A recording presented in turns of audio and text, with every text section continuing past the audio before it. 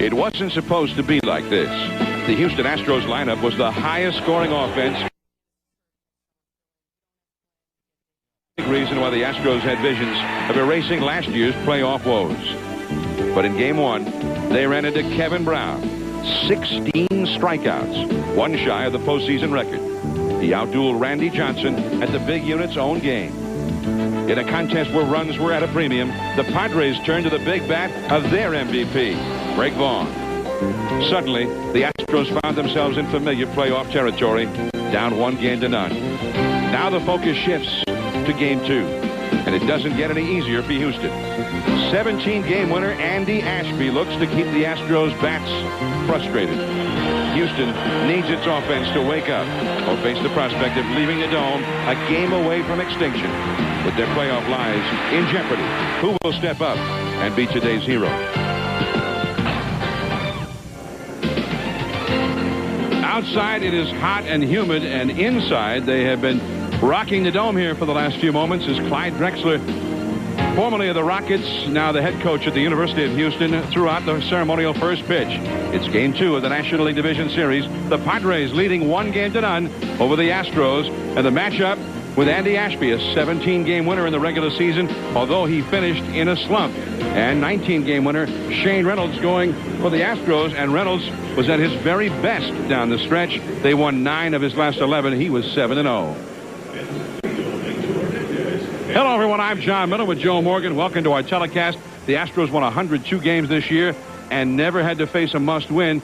This one is definitely a must-win for them. And, Joe, as Kevin Brown dominated them here on Tuesday, one aspect that is troubling for the Astros, Andy Ashby, when he is right, can be very similar to Kevin Brown. Well, I think similar is the word there, John. I don't think anyone can pitch as well as Kevin Brown did on Tuesday. But Alan Ashby has similar stuff. And over the last couple of months, he struggled for a while because he had a hip flexor. Now he's healthy. They say he's at his top peak performance right now. So look for him to go out there and throw a very fine ball game as well. All right. Now, Shane Reynolds was an ace for this ball club, overshadowed by the big unit, Randy Johnson, which will happen. But Shane Reynolds did his best pitching this year, and he goes against the Padres, who got a little bit of extra rest because of the television schedule.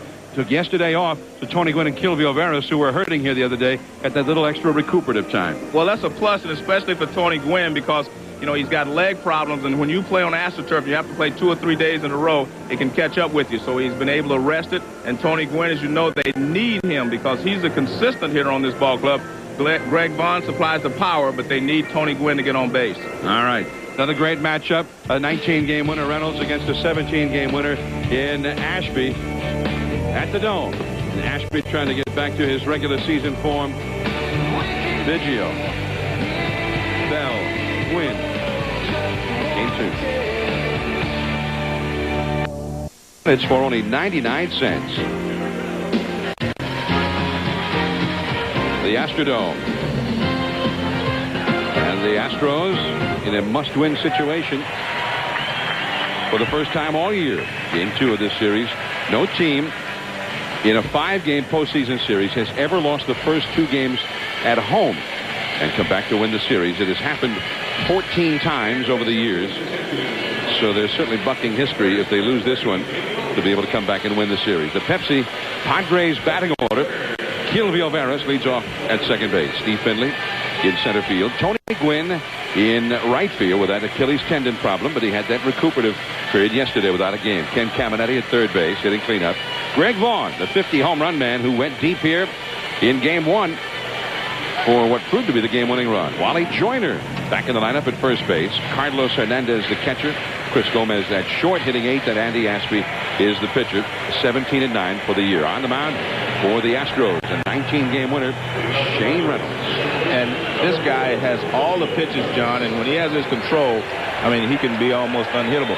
We had a game a couple of years ago when he pitched against the Dodgers, and he had a no-hitter for about 6 or 7 innings, and we knew then that he was going to be, you know, an excellent pitcher.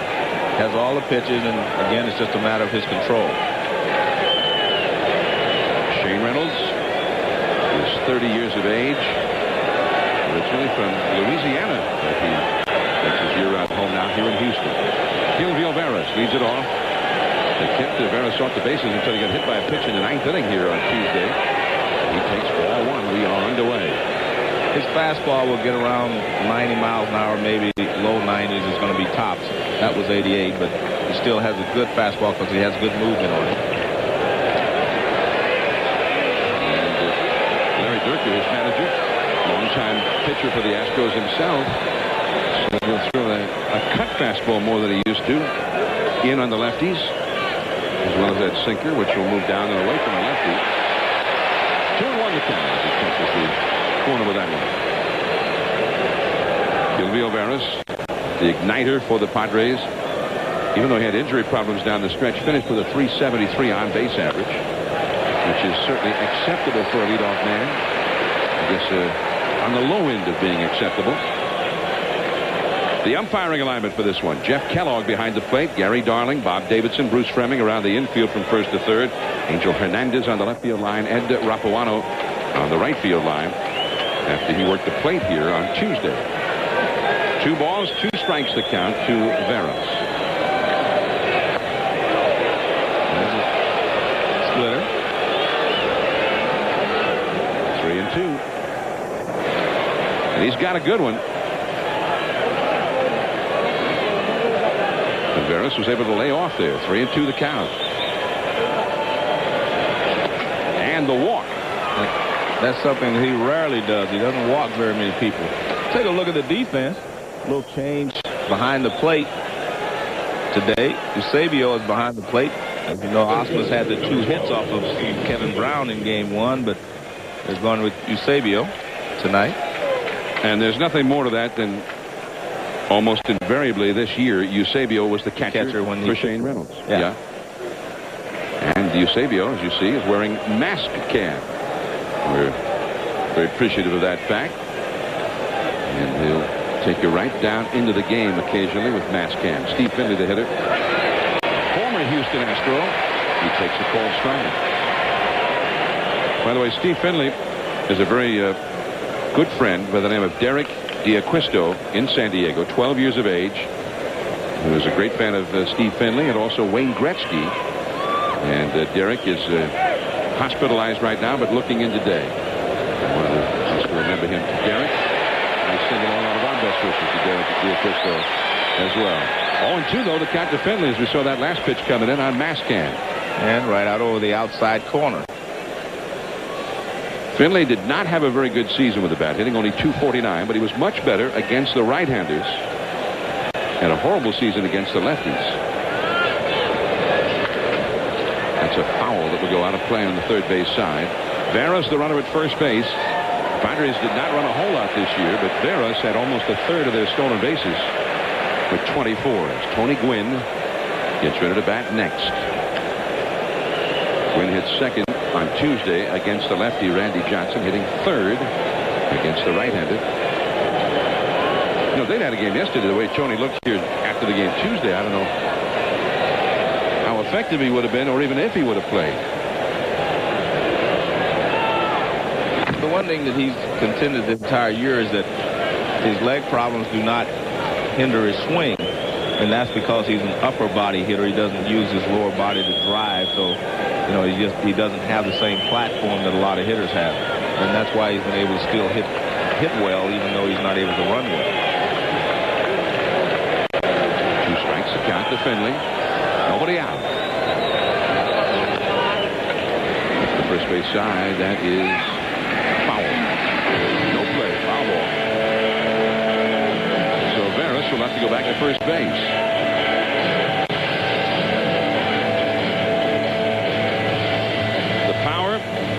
Starting with Tony Gwynn, and we didn't used to be able to say that, but Tony has shown much more power the last 2-3 years than years previous. In fact, he had his best home run per at-bat ratio ever this year. Then after him, it's Caminetti and Greg Vaughn, and they get into the RBI guys. The one real big power hitter they have is that man, Greg Vaughn. Only 2 hitters on the entire ball club hit more than 16 home runs. That's a high foul, and this too will go back out of play. So Finley is giving Reynolds a workout here after falling behind in the count 0-2. You were talking about Tony having more home runs. per at-bat than ever before. And I think what Mark McGwire and Sosa did is really kind of contagious. I think a lot of guys hit more home runs than they ever hit. A lot of players' home run production was up. Although, interestingly, home run production actually league-wide was not up even in an expansion year, which always before everything had gone up in expansion year. That's a half swing. Reynolds will go to first.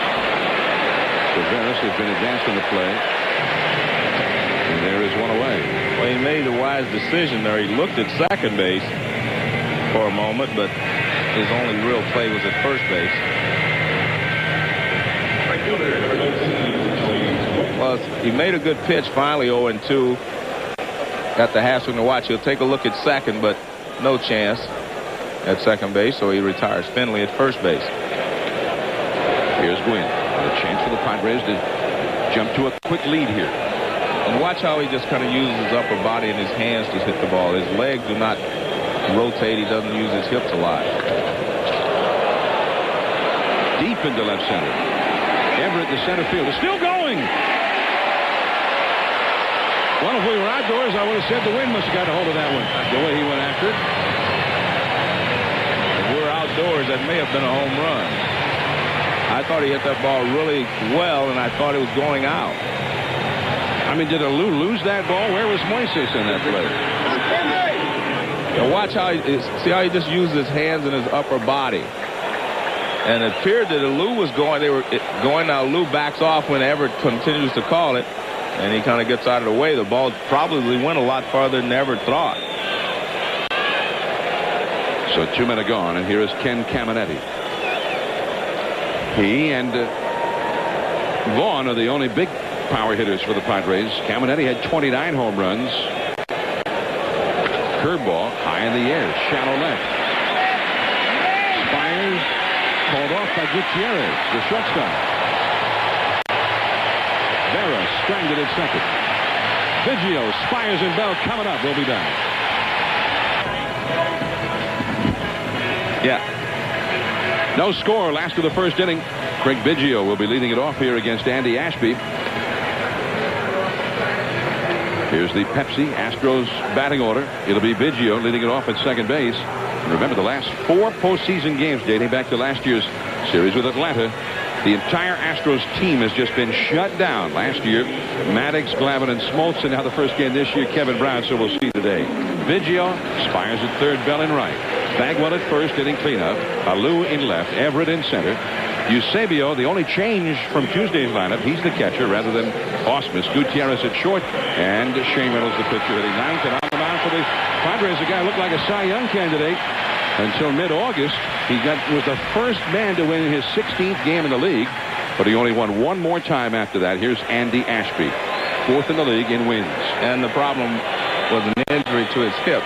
He just could not drive, and he got a lot of pitches up. He is a sinker ball pitcher like Kevin Brown, and he got a lot of balls up when he was having problems with his hip, and that accounted for the losses he had down the stretch. Good fastball right on the outside corner, and it is 0-1 to Biggio. And there you see he was able to bend, get the ball down. They say he threw the ball well in his last outing in preparation for today's start. When I talked to Dave Stewart, he said, hey, he's okay. You'll see a good game from him. So the Astros may have their work cut out for them again today. That's followed on the right field line. Quickly, Biggio's behind in the count. 0-2. Now his velocity suffered, and the movement of his great sinker, which will move down and into a right-hander, also suffered in that stretch of futility which he encountered. So we'll keep a close eye on it for you. I've assigned Joe Morgan the task of really scouting him out here. Up the middle, base hit.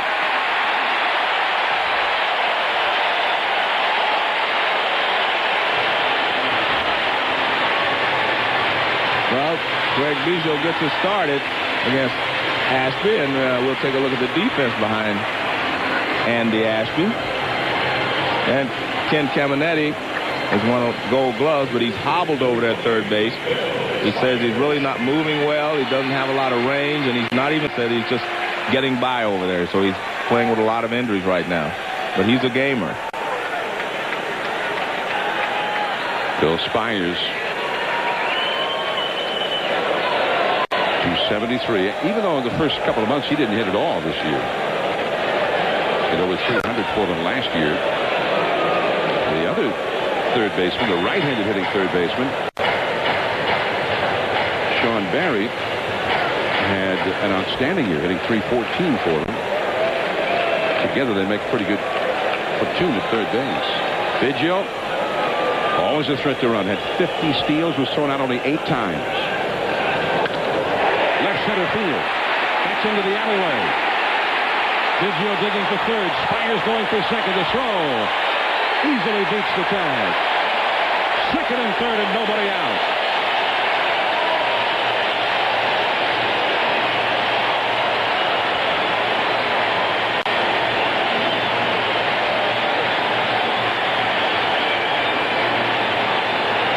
This entire offense works and revolves around Craig Biggio. When he gets on base, he gets a lot of fastballs for the second place hitter. Here's a fastball, middle of the plate, and Spires finds the gap in left center field. And the reason they get a lot of fastballs hitting behind Biggio is because he is a threat to steal. Good hustle by Spires to go into second base with a double as Biggio goes around the third base easily. But it's important that the Astros get off to a good start, John, because the pressure would start to build if they went through the order the first time without scoring any runs or getting any hits. The infield stays back to Derek Bell. It's 0-1. Now Bell has not had a hit in postseason play as of yet. Biggio, who led off with a single, just got his second hit.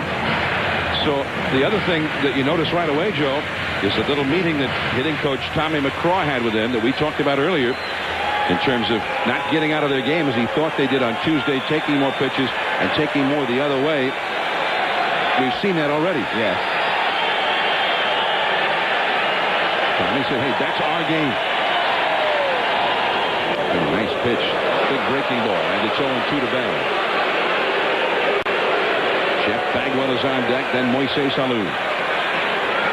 Now, these guys produce big numbers. Bell, 108 RBIs. Bagwell, 111. Alou, 124. And this is where the runs came in bunches. Camden with the pop-up, middle of the infield. Wally Jones. Well, he made some great pitches to Derek Bell there. The only pitch I thought he had to hit was a curveball, but that fooled him so badly he buckled. But the curveball was a pitch that was up a little bit. It was a strike that he could have handled. As you said, that pitch, look, it moves right in on him, and there was a lot of movement on that pitch. That was the problem. The ball was really moving. It was diving towards Bell. See Tom McGraw talking to him, and I guarantee he's telling him, well, that curveball you took was probably the best pitch you had to hit. One of the things that makes Ashby tough. I mean, you won't see that kind of a big dropping curve from, say, Kevin Brown. But with Ashby like Brown, you think of that sinker first and foremost. Now here's Bagwell. Second and third, 1 out. The infield remains back. Missing inside. 1 ball and no strikes. So that's a different situation already than what confronted Bell, who took strike 1. Exactly. But here's the other part of this, John. They need to get off to a good start, but if they do not score any runs here, it could be devastating for this ball club. I mean, mentally they're going to be really hurt if they don't get some runs home, as the infield is playing back. Oh, trying to go outside, ended up and in that time, and Bagwell didn't want to swing, but the ball glanced off the bat. Let me tell you something. I've been watching this game so far. I'm not so sure that those pitches are supposed to be where the catcher's setting up, because twice now he's done this. And a lot of times they think that some of the hitters are peeking back or looking, and they will move to the outside and the ball comes inside. They did that to Bell, and that pitch there to Bagwell was the same way, and they did it once when Biggio was up there. That's interesting. 1-1 the count. And he did take that one outside. But he moved out there late. See, I think that's what they're doing. See, when he moves out there early, he's giving them a chance to peek. And then when he jumps out there like that, obviously the ball is supposed to be out there. 2-1 the count. If he moves early, I think he's trying to give them a false impression.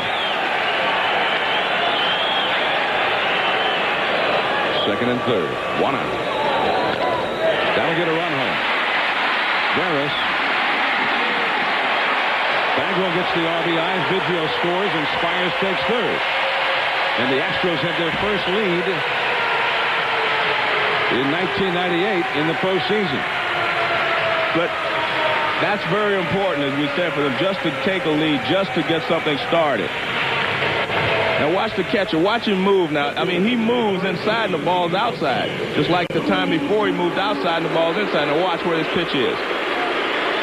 Now I don't think that he's supposed to move that far inside if he wants to pitch away. That one may have been a mistake, but I thought earlier he was moving quicker, and that was the signal for him to throw the ball inside. Because these guys will peak. Runner at third, 2 down. Moises Alou, the RBI leader for the Astros. Sharp breaking ball, misses. 1 ball to no strikes. Alou only 4 for 20 lifetime against Ashby. As you see his great numbers for the year. Although he did not hit a home run after August 24th. 3 of Alou's 4 hits against Ashby have been home runs. Deep. Right field. Raynolds all the way back, and he's got it. Well, the Astros got the one. Could have been worse for Ashby. Vaughn is coming up. The Astros have 1 run more on the board already after 1 inning than they got in 8 innings against that man on Tuesday. Kevin Brown. And rarely has a pitcher been as overpowering, as dominant in any postseason game as Brown was on Tuesday. Yeah, I have not seen, and I've seen a lot of pitchers in postseason play, but that was one of the best performances I've ever seen. Greg Vaughn coming up now. Both managers have been toying in their minds with what to do with Game 3. First ball swinging Vaughn. And Spires got it. He's gotten Gwen Caminetti and Vaughn just like that. 3 of their biggest hitters in a row. I think had 3 pitches. Yeah, all 3 of them swung the first pitch. You know, one of the things I still wonder about, and look, I'm not the manager, but I have to wonder, is Greg Vaughn is your most productive player on the ball club. He had drove in a home run yesterday, had 2 base hits. I mean, why would he hit 5th in this lineup instead of 3rd or 4th, where you're getting more at bats? I mean, I would want him to have more at bats just because he might hit the ball out of the ballpark. He hit 50 home runs, and he's hitting 5th on the ball club. You made the point, which makes a little sense, is that he didn't hit as well with men in scoring position, but he still drove in over 100 runs. 1 strike to Joyner, and strike 2. Now, did you say my point made little sense or no, I said a little sense? Your point. Let me put it this way. I observed your point. I took it into consideration, right. But I still think he should be hitting 3rd or 4th on this ball club. 2 strikes to count. Up and in from Mascam. Being worn by Tony Eusebio, the Astros catcher today. 1 and 2 to Joyner. Yeah, it made a little sense, you know. Now, let me just get that straight, what you're saying here. Oh, there's the forkball. Struck him out.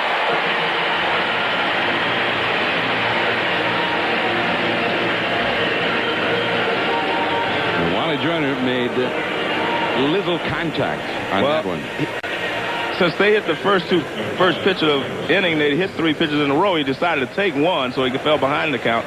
Then Reynolds made a good pitch to go 0-2, and then that last pitch is just nasty. I mean, the bottom fell out of that splitter. And a lot of times, you know, you as a hitter, you say, well, he's going to waste 1. Well, he didn't waste anything. That was a beautiful pitch. He wasted Joyner. Yeah. Carlos Hernandez up the middle. Base hit. And everybody's happy. First pitch. Well, you know, Durker made the point because of Reynolds' split-fingered pitch, the forkball. A lot of guys will go up there very aggressive in that first or second pitch so that they don't get behind in the count and be subject to that split-fingered pitch. Well, if he throws your first pitch fastball in the middle of the plate, you should hit it anyway. But you're right. You do not want to fall behind so that you become like Joyner and get wasted. So you like my little I like that. Yeah. I like that. 2 down, Hernandez at first. Chris Gomez the hitter now. I was beginning to think, I'm glad that Houston finally scored, Joe. Nothing against the Padres, but no. Because I was starting to think maybe these teams in Texas just can't hit. I mean, the Texas Rangers got a 1 run in 2 games in New York. and they were one of the best hitting teams in all of baseball. And the Astros, the highest scoring team in the National League, they couldn't score. You kept telling me, oh, man, these Texas teams, they can hit, brother. Well, I thought so. Well, I watched 2 nights in New York. I didn't see any hitting. Well, you're right, but I didn't see any hitting on the Yankee side either. I mean, from the middle of the order anyway. That's a tough league. You go to Yankee Stadium against the highest scoring team in Major League Baseball, right, and you hold them to 5 runs in their home park in 2 games, and you don't win either one of them? Right, and your team is built around offense. Fastball too high to Gomez. 2-1 the count. 2 down runner at first. Carlos Hernandez. 1-0. The Astros are leading. Well, I was starting to think, well, maybe it's the big stage in New York, but I remember Gonzalez wearing them out a couple of years ago in the playoffs. And, here the Astros got off to a slow start last year with the Braves and never recovered. So maybe a little pressure here. Strike 2 on the inside. Randy Johnson. Hey, I think Randy Johnson knows why Texas didn't score. I mean, the pitching just too tough. Yeah. I mean, the Yanks, we know they can score a lot of runs, great lineup up and down. But, every day, a top-notch starter out to the mound. 2-2, 2 down. Strike 3 call on the inside.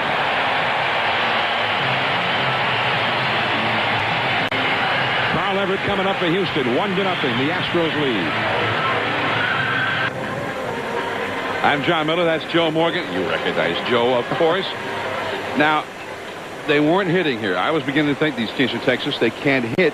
But, Joe, they did make those adjustments that Tom McCraw was talking about. Well, Tom talked about going the other way with these single ball pitchers, and they made the adjustments in the last inning. 4 of the 5 hitters went the other way. Craig Biggio goes the other way for a single. Spires goes the other way for a double. Bagwell drives in a run. Alou goes the other way. They were all trying to take to heart what Tommy McCraw had talked to them about. If you've been successful with your hitting guru, you listen to him when he tells you why you're struggling, and he felt like they were just trying to do too much with the ball yesterday. Mac, they call him. Tom McCraw, one of the outstanding hitting gurus. I'm tired of instructor, Joe. Yeah, that's right. Guru is the one. I'm going with that for now. Okay, we'll go with guru. Guru, and no more home runs, big flies only. Yeah. If they hit a home run in the postseason, it's a big fly. Here's Carl Everett. And that one spins in there from Ashby for a called strike. Everett, the switch hitter, 296 with 15 big flies this year. 76 ribeyes. 1 ball, 1 strike. I'm just going for cool, hip stuff from now on, Joe. Maybe that's what baseball needs. A little more hip, you know what I mean? Yeah. Lingo is dead. 1 ball, 1 strike to Everett. Oh, man, got him swinging at some low cheese.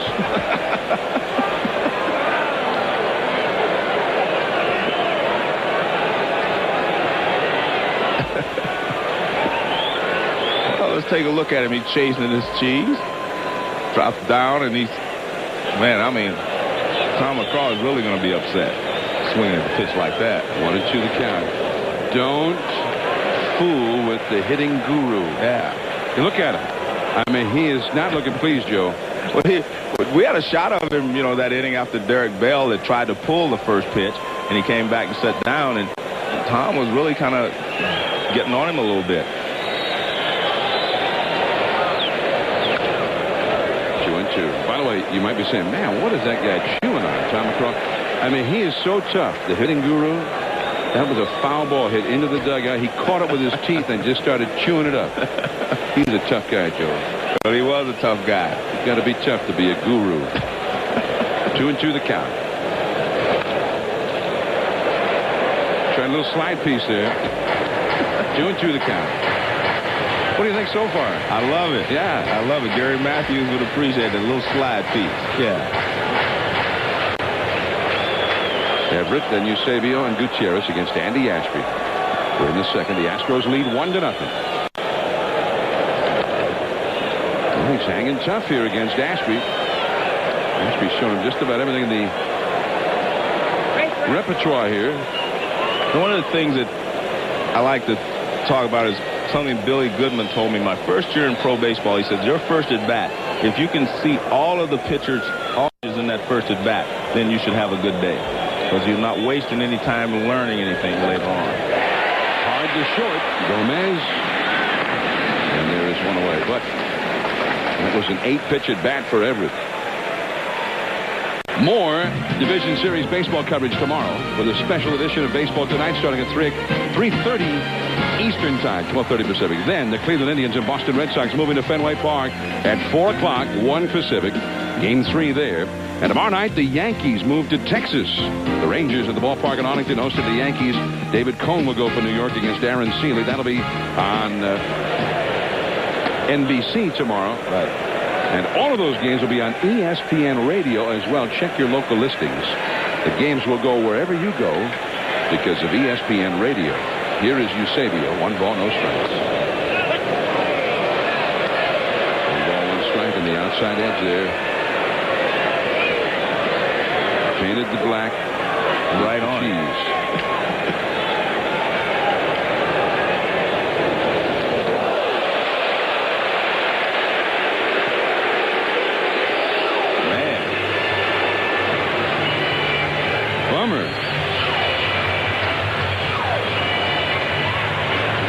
Eusebio leaning out there a little bit, and he doesn't get out of the way. I mean, this ball is not that far off the plate, but he freezes and he's not able to move out of the way. He just kind of turns his back. Well, I guess that is a little bit off the plate. Eusebio says easy for me to say, but it didn't look like he saw the ball as quickly as he should have. Ricky Gutierrez now, runner at first, 1 out. We had the same thing here on Tuesday when Kilvio Barros got hit in the knee with a pitch. I mean, he never moved at all. Right through the middle, base hit. Eusebio stops at second.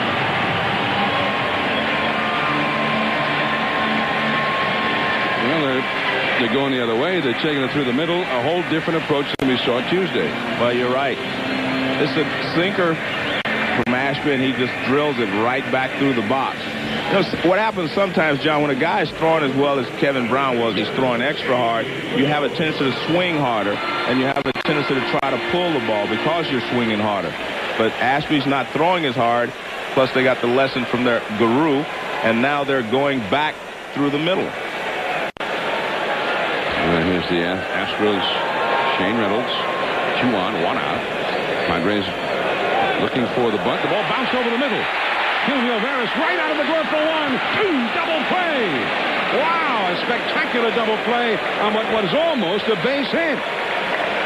Ashby coming up. We go to the third. 1-0 Houston. You can break the rules, but you can't break them. That's the roof at the Astrodome. Cool.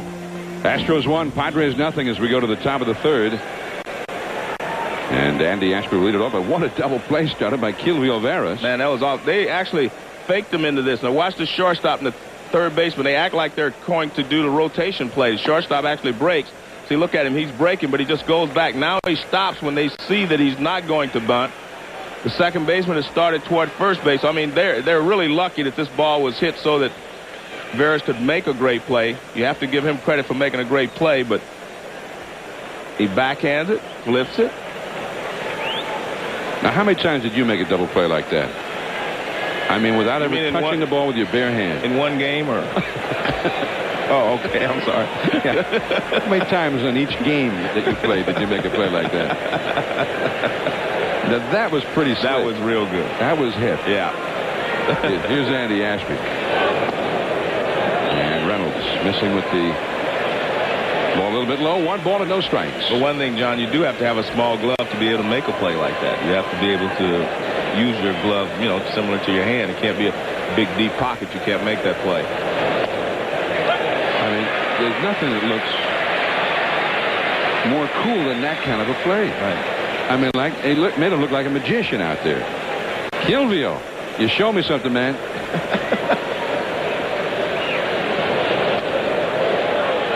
The curveball too high, apparently. 2-1 the count.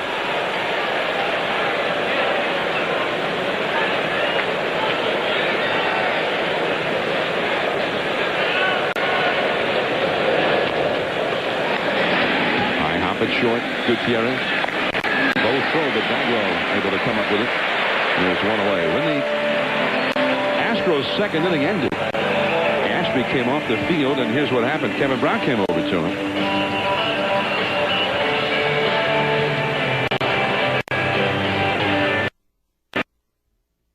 Yeah. Apparently. And again, they have a lot of similarities in their styles. You know, Dave Stewart did something real interesting with Ashby during the spring, because Stu felt that he did not know how to pitch with his fastball. Right. And he had him go out in an exhibition game. He says, I want nothing but fastballs today. Only the fastball. He's got a lot of other stuff as well. So he threw nothing but fastballs, maybe 5 or 6 forkballs the whole game. And he won it and shut him down.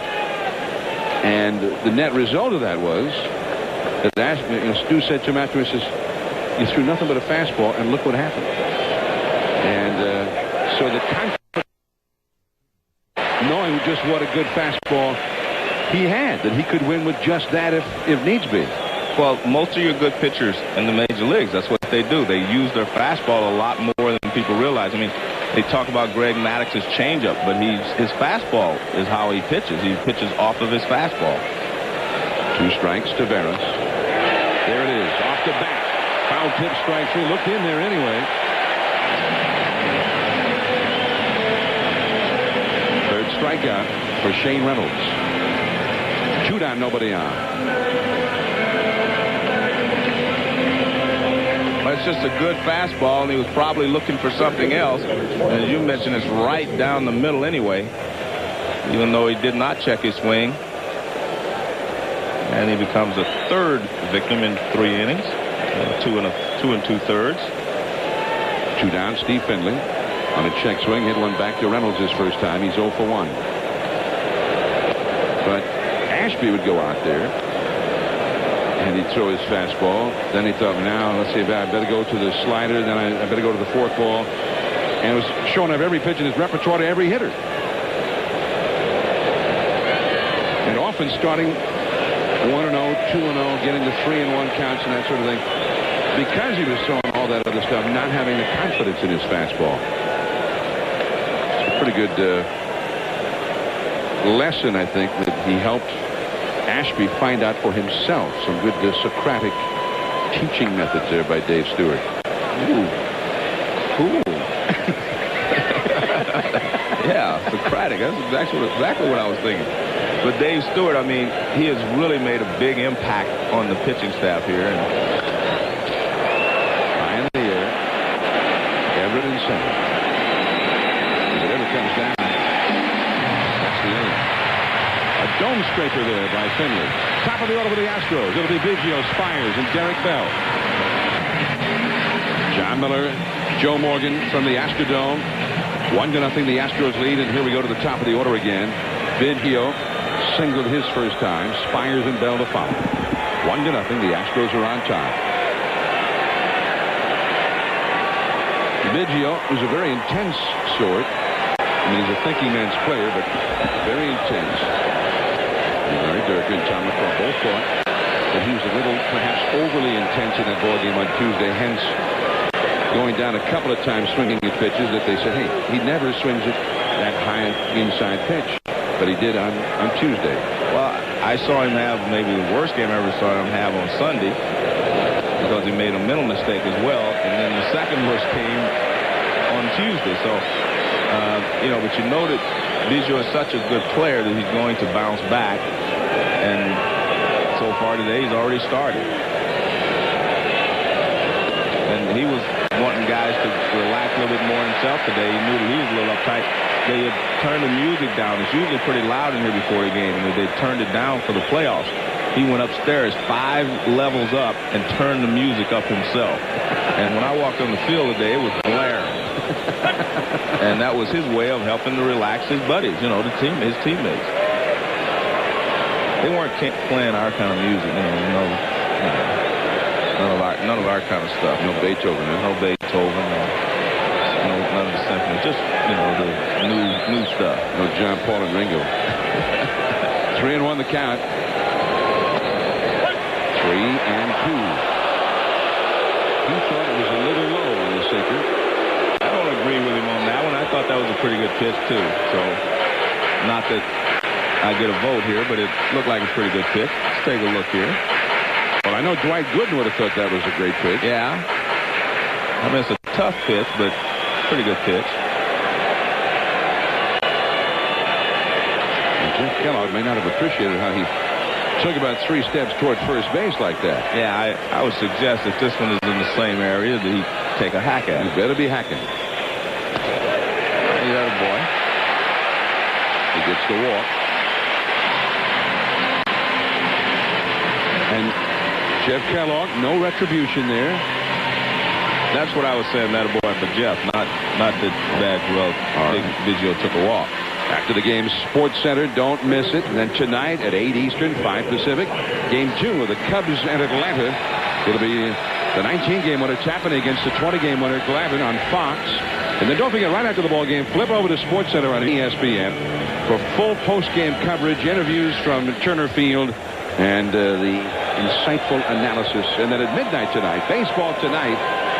I'm really getting into baseball tonight these days. They're really giving it the full Monty in their coverage. Don't forget also, if you're out and about tonight, ESPN Radio will have the Cubs and Braves as well. Wherever you go, the game will go with you. Let's say you go to the opera. Bring your Walkman. Nobody will be any the wiser.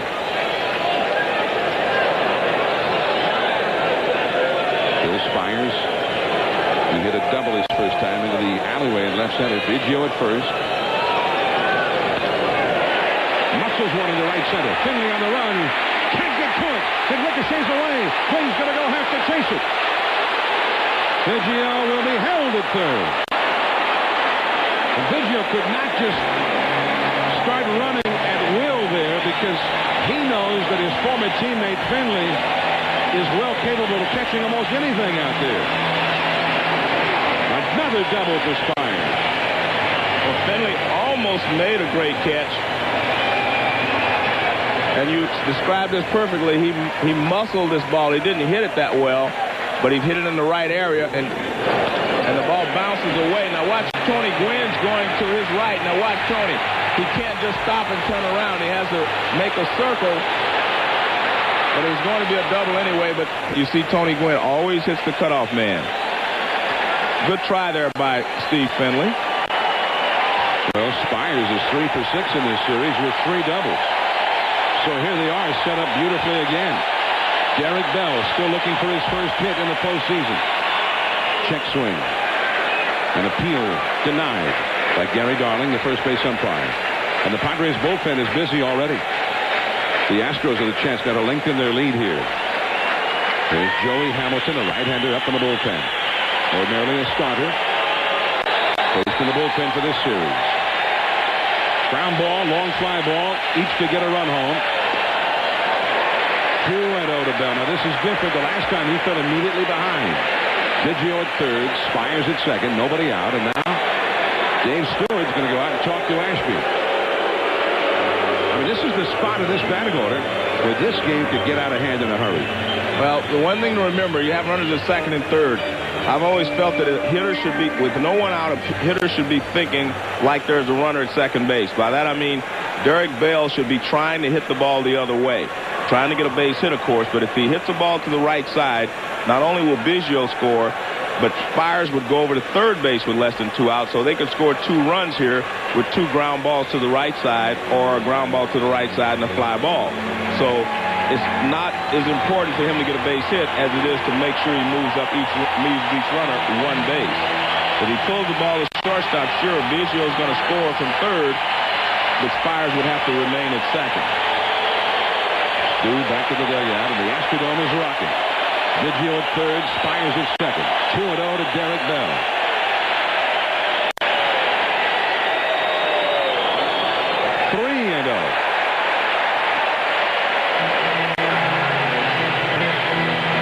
Jeff Bagwell on deck.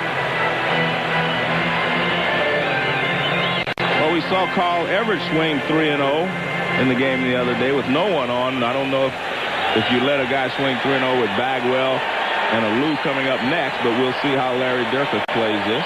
I'm having him take, Joe. I would too. And it's 3-1. Oh, man, he should have swung. I don't know. That ball had a lot of movement on it. It ended up in the middle of the plate, but I tell you what, that was a good moving fastball. All right, so he didn't just groove a straight fastball. No, he didn't throw the straight fastball. 3-1. He'll be ready to swing on this one, that's for sure.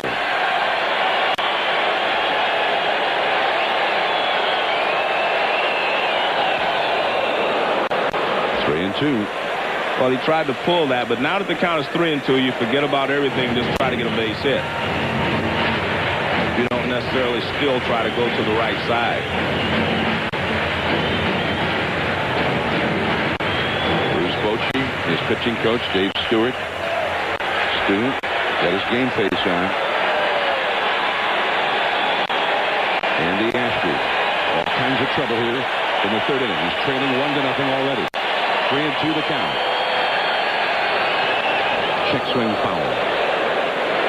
Well, he came with a slider there, and I'm not so sure that Bell was prepared to handle that pitch.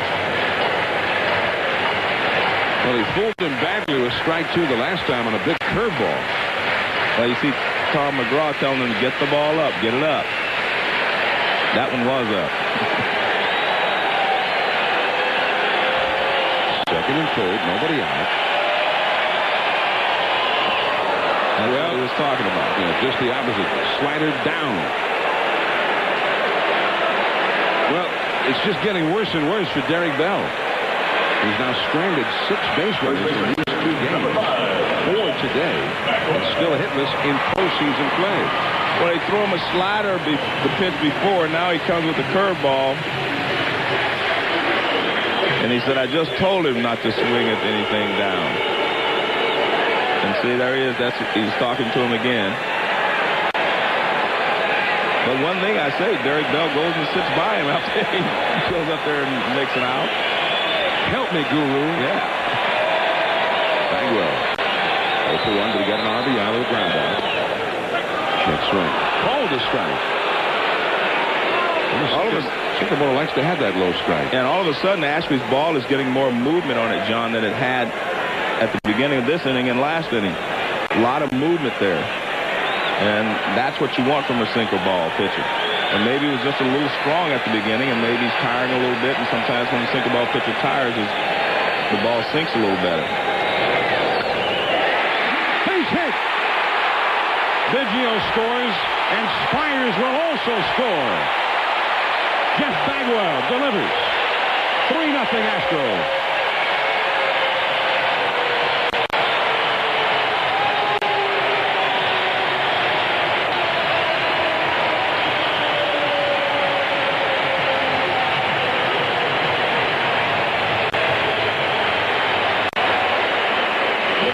Here is either a slider or yeah, it's a slider that doesn't do much. You see, that ball didn't sink at all. It was a slider or a cut fastball and up a little bit, and Bagwell ripped it up the middle. Now the Guru is happy. Yeah, he said, that's what I was talking about. Dave Stewart is not happy. Yeah, it depends on which Guru you're talking about. Moises Alou, Bagwell at first. 2 runs in. Bagwell, who will steal a base if you don't keep an eye on him. He has 19 steals for the year. Well, that's got to be a big lift for Bagwell. I mean, until today, he had never driven in a run in a postseason game. And until that at bat, he was 1 for 17 in the postseason.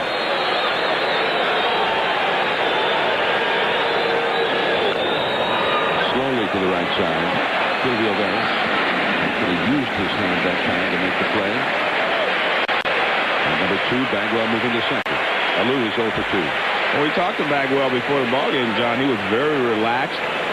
In fact, he was far more relaxed than I thought he would be. I thought he'd be a little bit upset and uptight, but he was relaxed. He said, hey, we just have to put it out of our mind and go get them. He said, we're a little better prepared now than we were when we faced the Braves last year. We're much better hitters. We're more experienced. And we know more about what it takes to win in this situation.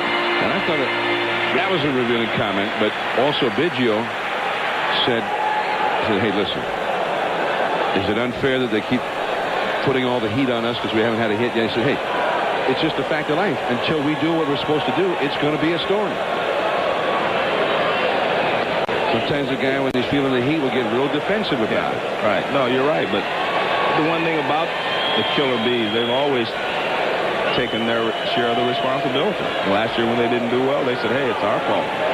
They were paid to do the job, and they didn't do it. Paul Everett trying to pick Bagwell up. And the slider over the outside. 1-2. In the division series, the three of them, Biggio, Bell, and Bagwell, 0 for 10. Today already 2 for 5. A couple of runs scored, 3 batted in by Bagwell. Wild swing there by Everett, and Hernandez throws him out for the put-out.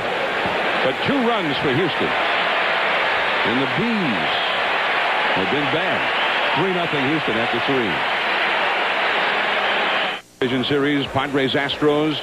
Padres lead 1-0, but the Astros lead this game 3-0. After he came in, Andy Ashby sat next to pitching coach Dave Stewart and had some words of advice for him.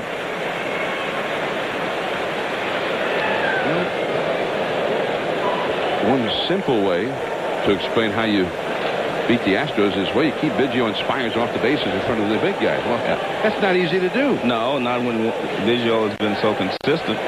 Hit over 320 for the season, so I mean he's always going to get on base. I mean, you can't stop him. He's going to take some walks, and he's going to hit your other times. And Spires has hit 2 doubles in this one, with Biggio on base each time. Here's Tony Gwynn. The biggest hitters coming up now for the Padres. Gwynn, Caminetti, and Vaughn. Joyner due 4th in the inning. So they're right in the meat of their order here to try and get back at Shane Reynolds. 3-0. Houston is leading. Quickly behind the count, 0-2. There's Caminetti on deck. Gwynn flied out deep into left center his first time. First ball swinging. And this is where that hitter starts to think, man, 0-2, he's going to throw him with a splitter. Well, but Tony doesn't care about that. All Tony wants to do is make sure he gets a strike. Got one there. Foul off of the field line. Into the first row of the suit. See, Tony can hit the splitter, he can hit the slider, he can hit the fast, he can hit anything. And he showed me yesterday, if you can hit Randy Johnson's slider that's about 5 inches off the plate and diving, then you can hit anything. I mean, that yesterday was just an unbelievable swing he took. And I talked to him before the game today, and he says he actually knew what he was doing. He don't know how he did it, but he knew what he was doing. Going to the count to Gwynn.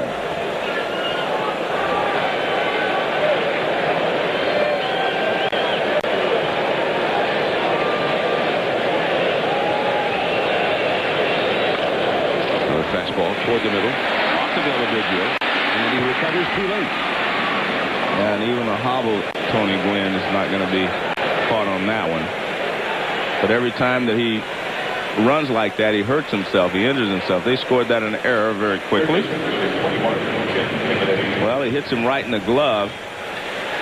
He was going to his right, but if it's in the air like that, you have to catch it.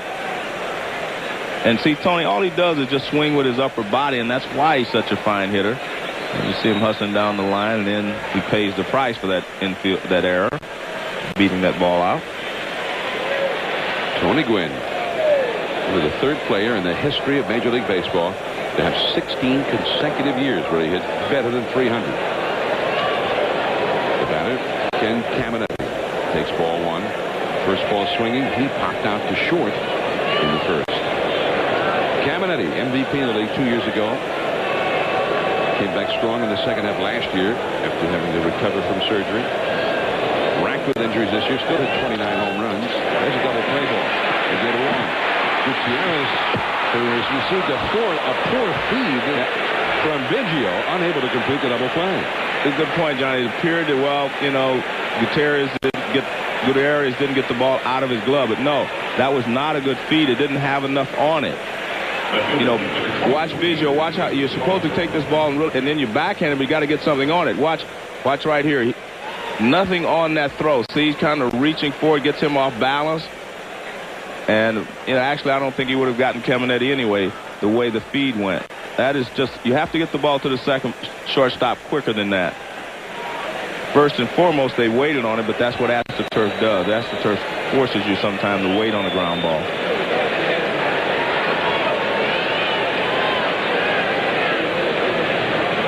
Greg Vaughn, the slugger is up there. 50 home runs. Now, Sosa, I think, had a little better support with the Cubs, but much like Sosa, Vaughn is the guy who picked this club up on his shoulders so many times offensively. What he did for them is what Sosa did for the Cubs. And especially the first half, and that's basically when they won their division. They got way out in front. He was just unbelievable. But, I mean, you got to be pretty consistent to hit 50 home runs anyway. And the great thing for him, he said they were pulling so hard. He says the last 3 weeks he couldn't get it. And finally, on his last at-bat of the season, he hit a home run for his 50th home run. That's special. Vaughn, who 2 years ago hit 41 homers, so we know that he's well capable of going deep. That was a splitter, and he chased it. Strike 3. You know, when you talk, you've made a point here, John, I think needs to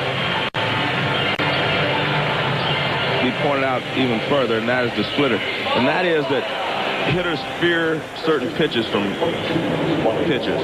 You know, it's like the Randy Johnson slider, the Greg Maddux changeup, the Reynolds splitter. So what you do is when you get into the count where you figure they're going to throw that pitch, you start to look for it, and when you do that, you swing at a lot of bad pitches. You have to still, keep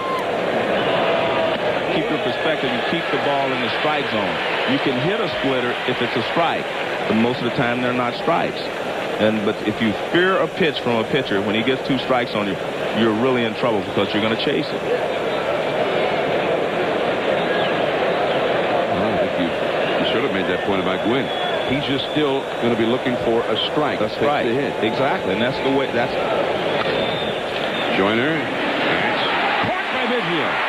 He recovers nicely. So Biggio ends the inning after having a couple of real tough plays. 3-0, the Astros lead. Hey, Joe, look who's here. America's sweetheart, Mary Lou Retton. And her daughter. Here's Craig Biggio. Now, let's watch how far he has to go for this ball. I mean, he goes all the way over here. Then he has to dive. Then he has to get up very quickly and make the throw. This is a tough play for second base. So now you have to get up very quickly and make the throw. He had a little luxury there in that Joyner's not one of the fastest runners. But look at that. I mean, that's the toughest part, making the catch and then getting up. Short throw, but nice play there by Biggio. That's the Craig Biggio we know and love. I mean, the other one is we've seen in the last couple of days has not played as well as he normally does. Yeah. And he had a couple of plays in that inning. So he felt he owed the Astros one there. Yeah, he made an error on Gwynn and then did not start the double play properly. Eusebio, the hitter, 1 ball, 1 strike, facing Andy Ashby. Last of the 4th, 3-0. The Astros are leading. Deep down the right field line. Into the corner goes Gwynn. This one is foul. Man, he slugged that one. I was in Yankee Stadium last night, John, and Scott Brocious hit a ball that looked like just a routine, maybe a gapper, a ball that's hit in line drive in the gap in right field. Went about 10 rows deep in Yankee Stadium right center field. I mean, the ball really carried. I was really surprised. How about that one was surprising. How about this rookie the Yankees had? Yeah, 27-year-old rookie. Where they've been hiding him. Did he swing? No, says Gary Darling. 2 balls, 2 strikes. Shane Spencer. I read where the last 27, or the 27 he played, period, in the big leagues. He had 10 homers and 27 RBIs. 3 grand slams. Right center. That one is up against the wall. Eusebio will pull in at second with a double.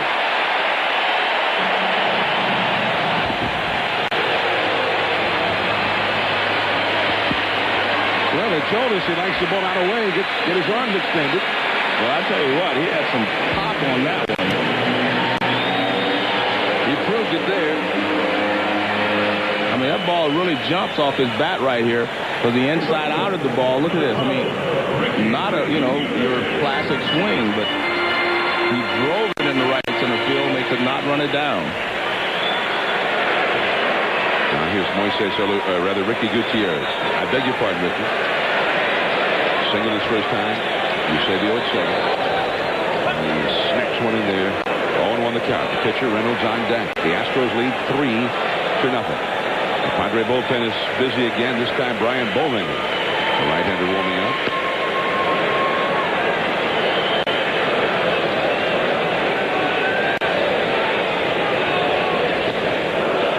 Bochy does not want to allow this ball game to get out of hand because the Astros have struggled so terribly to score runs the last few weeks. In their last 12 games through the first game of this series, they scored 3 runs or less 11 times. And that also includes 15 of the last 20 games. 3 runs or less. Wow, he helped him. Holding at second, Eusebio. Hernandez throws out Gutierrez. Another example of what I'm talking about. If you're looking for the ball, there's no way you can swing at that pitch. But if you're looking for a splitter and you see it's a splitter, you will chase it. That's why you hear a lot of players say, I don't like to look for pitches because I chase them. Now, how can you swing at that pitch? That ball is never a strike if you are looking just for the ball. But if you're looking for a splitter and you see it's a splitter, actually it's a slider or something, you're looking for it and you just chase it. So remember Rick Dempsey when he was with Baltimore? Could never get a hit against Fergie Jenkins. And Fergie would always get him out with a great Fergie Jenkins slider. So Dempsey said, tonight, I'm sitting on that slider. And his teammate said, what are you talking about sitting on it? Whether you get it or not, you can't hit it. Can't hit it anyway. That's the worst thing to do, look for something you can't hit. You're sitting on something you can't hit, brother. 1 strike to count for Shane Reynolds.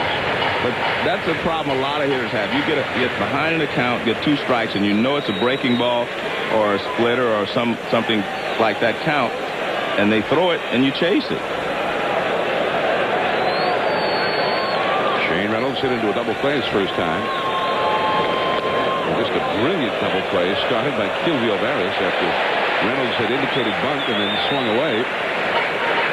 No swing there, according to Gary Darling. 1 ball, 1 strike. Kilvio Barris. Second baseman on both sides have been involved in some sensational plays in this one. Eusebio still at second. It's in there for a strike. A lot of movement on that sinker. Yeah, I mean, you can see every once in a while when Ashby throws the ball. I mean, the ball just explodes. So that's why they compare some of his pitches to Kevin Brown's. That ball there just exploded. We're not seeing that movement as much as I think they saw earlier this year when he was really beating everybody. They hung that breaking ball up there. Well, see, that's what was getting him in trouble before when he had the injury. He wasn't able to get the ball down and keep it down consistently. There's Kevin Brown. He's probably sitting there saying, well, if they luck up and win today, I'll just beat them on Saturday. And that's something we should discuss because Bruce Bochy had announced that Sterling Hitchcock was going to go Saturday.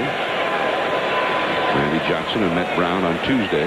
But now both managers have scenarios where Brown and the big unit might go again on Saturday in Game 3 of this series. In fact, Bochy said that Brown wants to go on Saturday. He feels like he's better right now on the shorter rest than with 4 days of rest. In fact, he pitched that overpowering game Tuesday with only 3 days of rest. They wanted him to get an extra couple days and pitch last Wednesday, so he'd come in here with 6 days of rest. Said, no. Just the opposite. And he proved his point. So if your ace wants to go in Game 3, well, why not? Well, the only thing I'll say is don't get too cocky because he beat Randy Johnson Tuesday. Doesn't mean he would beat Randy Johnson on Saturday. I'm sure he believes he will. But Randy Johnson has lost 4 straight postseason games, but he's been out-pitched. I mean, we saw Mussina do it last year twice, and we saw Kevin Brown here on Tuesday. So you have to pitch well to beat Randy. You don't just walk out there and beat him. 1-2 the count. And 3, so 2 straight strikeouts for Ashby. 2 men gone. Eusebio still at second. Now Biggio coming up. Game 3 of that series, by the way, whoever's pitching will be at 11 o'clock Eastern, 8 Pacific from San Diego. Also on Saturday, the lineup, the Yankees and Rangers on ESPN if necessary at 1 o'clock Eastern. Then Cleveland and Boston, game 4 on Fox. That's 1 o'clock Pacific, 4 o'clock Eastern. In primetime, the Braves and Cubs. Perhaps Kerry Wood and Greg Maddux there, 7:30 Eastern on NBC. And then all of those games will be on ESPN Radio as well. 2 down Biggio. Singleton scored, walked and scored. And there is ball 1. Now, Larry Dierker said if they're down 2 games to none, and he says he feels strongly compelled to go with Johnson on Saturday as their best shot to stay alive in this series. On the other hand, if they win today, he might not come back with Randy on Saturday. And if he doesn't come back with him Saturday and they also win Saturday, in other words, if they go ahead 2 games to 1, he's also thinking about bypassing Randy on Sunday and using him in a possible game 5 here on Monday, because Randy has pitched so well in the Dome. It's a lot of thinking. He is. I don't think I don't think he's been sleeping much, Joe. Yeah, that's a lot of thinking, man. You better think about today. I'd hate to play chess with him. Tony Gwynn and Biggio retire. Well, they get a leadoff double and no runs. They are now 1 for 10 with men in scoring position, but they lead 3-0. 1 game to 1 tomorrow, game 3. The first game at Fenway Park in Boston. It's always fun. Yeah. October baseball at Fenway. There's nothing better in the afternoon. You'll see it right here on ESPN as Brett Saberhagen goes against Charles Nagy, 4 o'clock Eastern, 1 Pacific tomorrow on ESPN. Well, one good thing, John, the umpires switch series. The American League umpires that were in Cleveland now go to the Texas-New York series. That saves a little bit of controversy there anyway. And, of course, the series here changed it the same way. The umpires here will go to the Atlanta Cubs series after today. Good idea. It's a very good idea. Carlos Hernandez shoots one on 1, hop to short. Gutierrez, there is 1 away. We mentioned Phil Garner, the manager of the Brewers, is here today. Of course, he used to play here. And Garner was tossed that baseball by Craig Biggio from the on-deck circle. Garner sitting next to longtime Major Leaguer, former Major League manager Bill Verdon there. Scrap iron, Phil Garner. He's still the manager of the Brewers, but they fired a lot of his coaches here this week. Yes, still the manager. I think that was the key. As you said, he's still the manager. A lot of back and forth there. For a while he was going to be the manager, and then, well, we're going to wait and see. So, good that the guy doesn't get fired.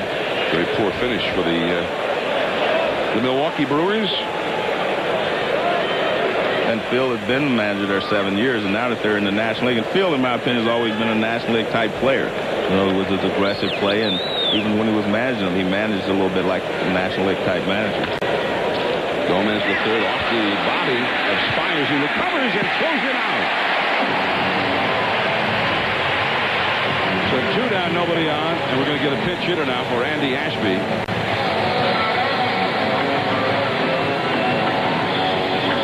Well, if you're a third baseman or a second baseman, you can knock the ball down and still have time to throw people out. So your objective should be to get in front of the ball.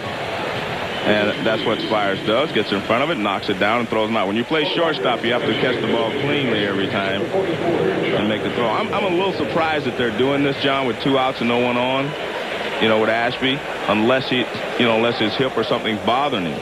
Although you see him shaking his head there, because with 2 outs, no one on, you're only in the 5th inning. A long way to go in this game.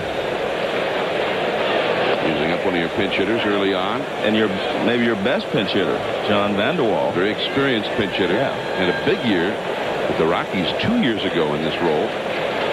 Ball 1.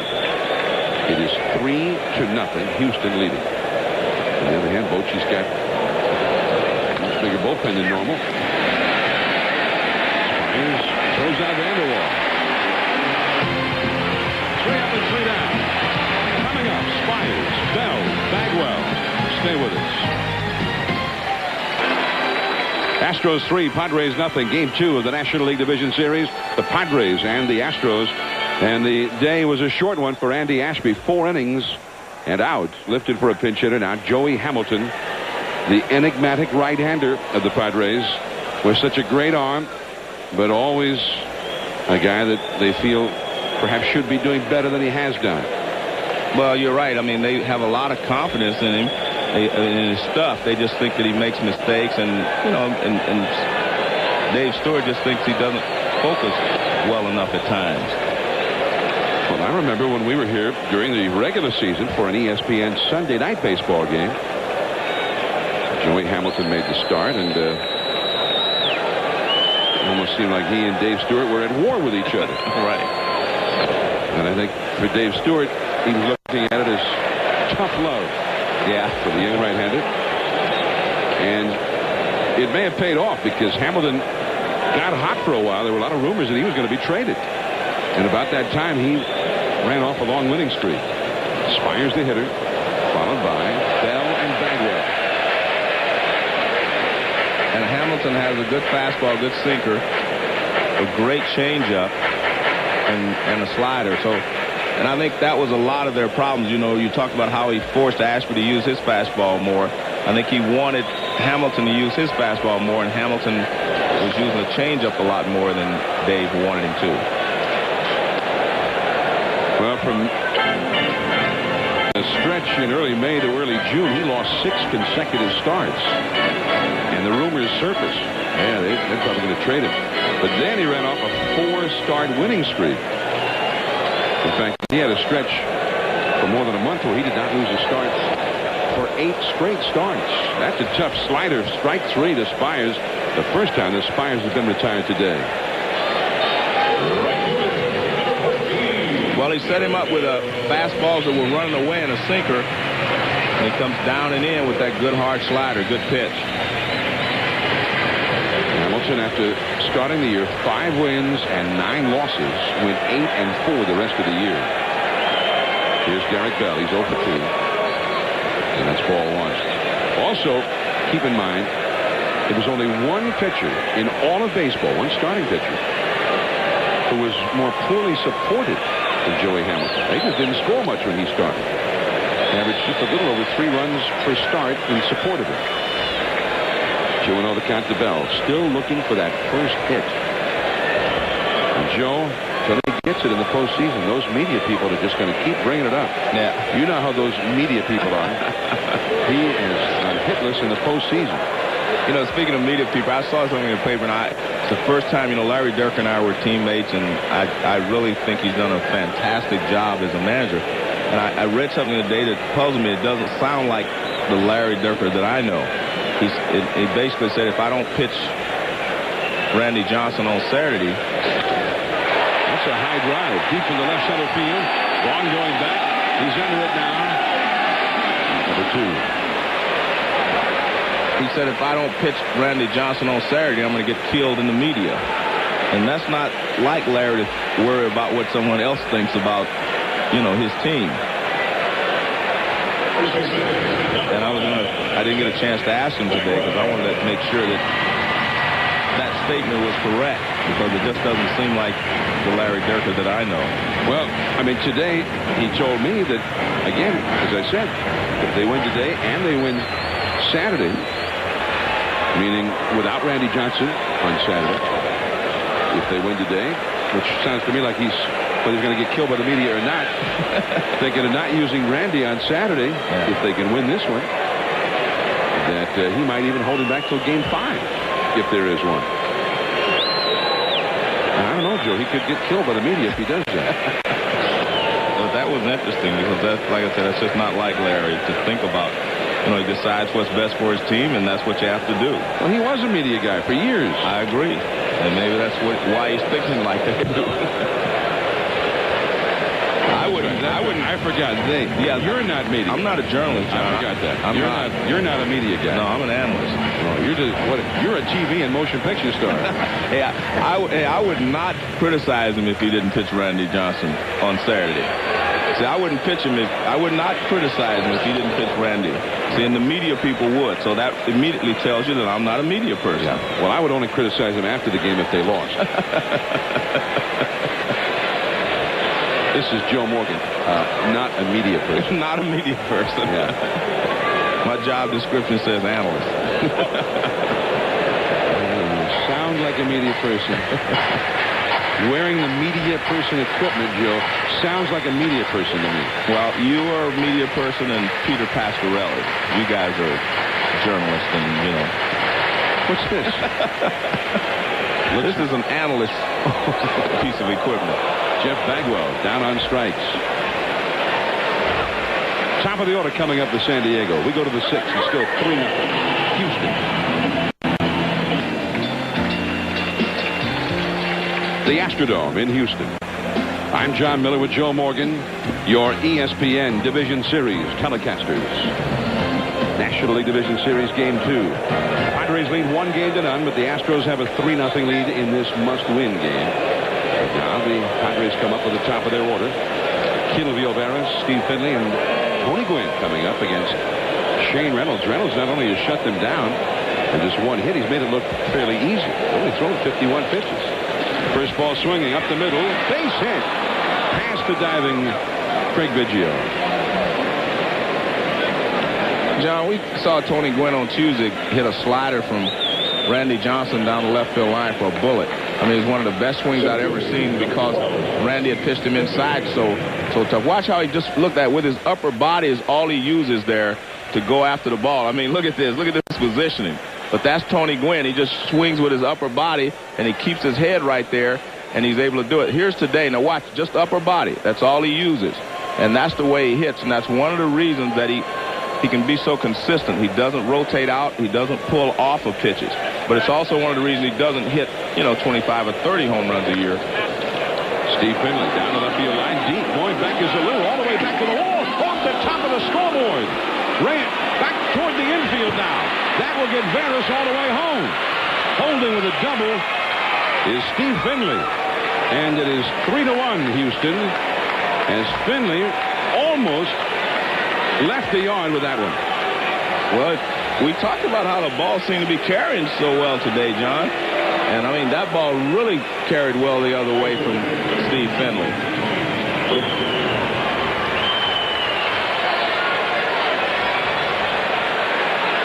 Pitches out over the plate. Finley goes the other way with it. And here's Alou. He goes back all the way thinking he may have a chance. Now when it hits, it bounces away from him as he slips all the way back towards the infield. And by the time they retrieve it, Veras has scored, and Finley's at second with a double. I mean, if he hit that ball 5 feet or so closer to the foul line, it would have been a home run. The fence is much shorter. The first 25 feet away from the foul pole in left field. When you get that out-of-town scoreboard, you've got to hit it over the scoreboard for a home run there. There you see the yellow line coming out from the foul pole, and then the big scoreboard. Of course, you used to have to hit it up into those seats all the way above up. the auxiliary scoreboard, above where it says San Diego and Houston there. In the old days. Yeah, when Jimmy Wynn was the power hitter here. Tony Gwynn quickly behind in the count, 0-2 here. I mean, Tony Gwynn this year, as you see, he's always had success with Reynolds. Gwynn, in 461 regular season at-bats, struck out 18 times. Unbelievable. What's that? One time every 26, 27 at-bats. Now the second base umpire, Bob Davidson, is coming off the field, or at least coming toward the backstop here. Sure. Can you not do that during the game because it's guys on the field, okay?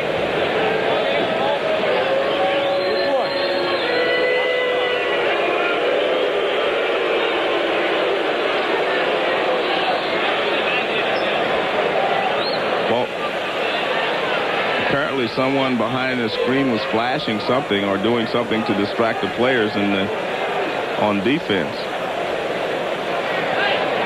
And Bob Davidson went over personally to put an end to it.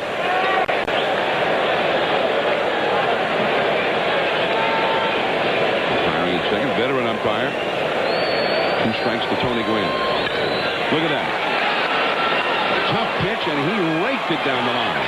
He's going to hold it first as Finley comes in to score, and it is 3-2. So the Padres right back in the game, still nobody out. Caminetti coming up next, then Vaughn. Well, you can see the difference in what I was talking about with Tony Gwynn. I mean, this is a good low splitter. Now watch what he does when he does nothing but his upper body. Watch it, just his hands. Look at that. Nothing but hands, and he hits a line drive to right field. Look at that. Nothing but hands. He doesn't get his body way out in front of anything. He just keeps his hands back and throws his hands at the ball. I mean, he's a great hitter. I was a little surprised that he threw him that splitter because that allowed him to pull the ball, and you're trying to keep him from pulling the ball on the ground anyway. The bullpen gets busy now as Ken Caminetti comes up. The big curveball misses. 1 ball and no strikes. Caminetti has popped to short and grounded it into a force play. The Astros, in case Reynolds has mysteriously lost it all of a sudden here, will be ready in the bullpen. The splitter bounced foul on the first base side. Well, that's exactly what you said earlier in the game. I mean, he's not looking splitter on 2 strike. He's just looking for a strike. Right. Plus, when it was a splitter, I mean, he's got such quick hands to react to it. A lot of hitting is more mental than we realize. I mean, just how you look for pitches, what you look for in certain situations, because you can't always get into a hitter's count where you know exactly what the speed is going to be. But when you look for a breaking ball or something and you chase it, that's when you get yourself in trouble. Came in with a fastball, but back to the screen. 1 ball and 2 strikes. Jay Powell, the right-hander, up in the bullpen for the Astros.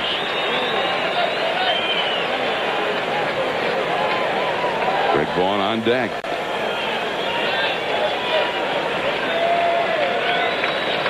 They had only 1 hit in the game for 5 innings, and Veras singled. Finley has doubled, and Gwynn has singled. And if I didn't know any better, I think you jinxed Reynolds because you just started talking about how well he was pitching. He has been sensational. Back to him. Could be 2. There's 1. Gutierrez to first. 2.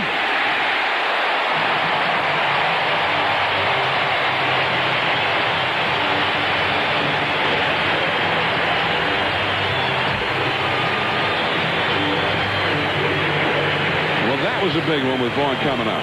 Well, Caminetti, as I mentioned at the beginning, he's hurting. He's not able to swing the bat as well as he wants. He's got a bad muscle pull in his hamstring. He's not able to swing the bat as well as he wants, and he definitely can't run as well as he wants. But this was 1-6-3. That's just a nice turn there. Pitcher to short to first. 2 down, nobody on. And here is Greg Vaughn, who is well capable of tying this ball game all by himself. He is the guy that doesn't need a base runner to get a run home. 1-1. He started him with the strikeout pitch. Vaughn hit one out of here against the big unit on Tuesday. Astros had 2 guys who won 19 games this year. Johnson, of course, won 10 of them in Houston, 9 of them in Seattle. Reynolds won all 19 of his for the Astros. They also had Jose Lima won 16. Sean Bergman won 12. Mike Hampton won 11. Pretty good rotation Larry Dirk's put together here. Wow. 1 and 2. High cheese. Well, if you win 100 ball games, you're going to have some winners on this ball club. You're going to have some pitchers with some double figures. Jose Lima. If they win today, they'll probably go with Hampton Saturday in San Diego. If Hampton wins Saturday, Lima could go Sunday, leaving Randy for a possible Game 5. But Kevin Brown really wants to go Saturday in Game 3 for San Diego. Well, you're starting to think like Larry Dirker, 4 and 5 games ahead, man. We're doing today's game. And possibly the 5th game on Monday. The splitter, that's foul. The other thing he's thinking, talk about thinking ahead. And he says, this is, because I'm just wondering if I pitch Randy Saturday with 3 days rest. Can he come back? Then he thinks Randy, if they go ahead and win the series, then Randy will be set up to pitch Game 1 of the League Championship Series. And then what about the World Series? Oh, come on, Joe. The fourth ball for the strikeout. And he has struck Vaughn out twice. But the Padres right back in the game. Alou coming up 3-2 Houston. In game 1 of the Astrodome, Kevin Brown was dominating. 16 strikeouts in 8 innings. Greg Vaughn, the 50 home run man, went deep. Hoffman saved it. They won 2-1. Jeff Bagwell with a clutch 2-run single in the third.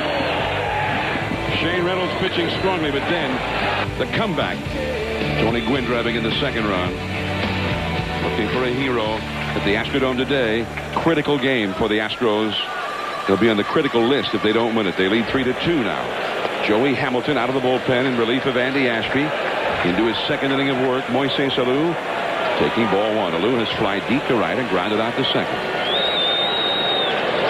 Something that changes in the postseason, of course, especially with the days off in the short series. A guy like Joey Hamilton can go into the bullpen as a great long man. And the Padres have quite a different look because of that than in the regular season. From shortstop, Gomez throws out Alou, and look what he's done already in this game. The guys that Ashby couldn't get out, Biggio, Spires, Bell, Bagwell, that scored the runs the first time around. He has retired them all here in a row since coming on.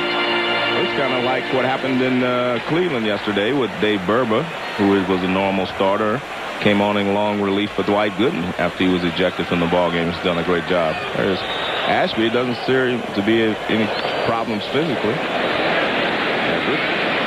Thrown out by Vera. Everett is 0 for 3 in this one. So 2 men are gone. Everett is in the eye of the storm here a little bit because he made some comments before game 1 to the effect that in terms of Kevin Brown as being a great starter, he said, well, we'll see after the ball game. I can't say that I have any special respect for him until we played the ball game. Well, the Padres took exception to that, but he said afterward all he meant is that everything he did in the regular season, he had a great season. He's a great pitcher, obviously, but that has nothing to do with this. Well, but what was his reaction after the game? He said he'll have to wait and see. Looked pretty chuffy, though, after the game. Well, as long as he came back with that, he's fine. They said, well, you're gonna go to Kevin Brown and explain yourself and apologize to him? Said, absolutely not. I don't believe you should do that. Eusebio with a shot into right center for a double his last time. Was hit by a pitch the first time. Well, getting the nerves are a little on edge again here. A little frayed at the Astrodome. They had a 3-0 lead early. But now it is only 3-2 in the 6th inning. And suddenly, Joey Hamilton has come in here and shut down the Astros.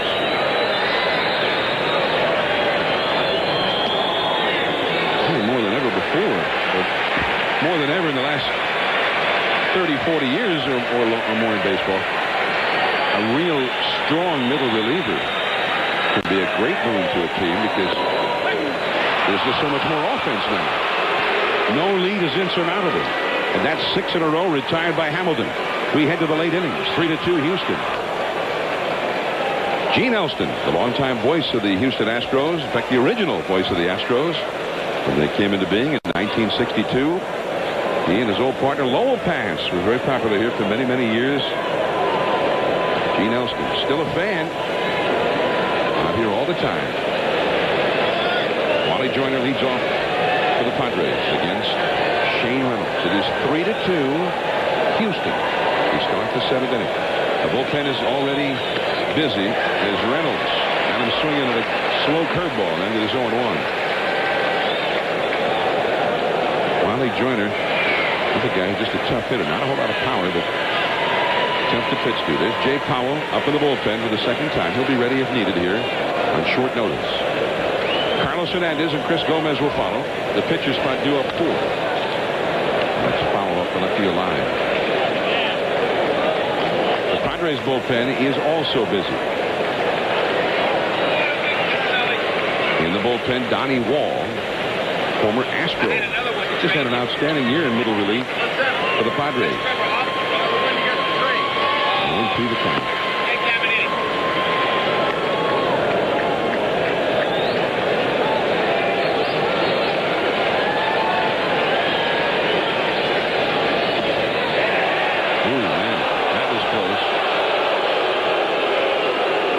To the count.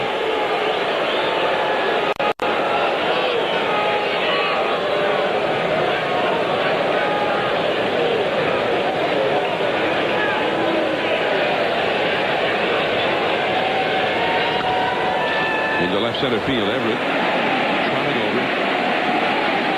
Number 1. Now let's get an update. Here's Bob Stevens. Thank you, John. ESPN's Harold Reynolds has learned that doctors have diagnosed a malignant tumor the size of a walnut in the colon of Yankee outfielder Darryl Strawberry. Now, that is a tumor significantly smaller than the one removed from Strawberry's good friend Eric Davis last summer. Strawberry and Davis have spoken about the matter today. Surgery is scheduled on Saturday. Joe Torre has already addressed the Yankees as to that situation. We'll have more on SportsCenter after the game. Now back to John and Joe at the Astros. John, that's amazing. I mean, two guys that grew up together, Eric Davis and Darryl Strawberry, to both end up, having the same type of cancer. Well, let's just hope that he can recover as Eric Davis has and be able to continue his baseball career and have a good life. Carlos Hernandez, the hitter, popped it up.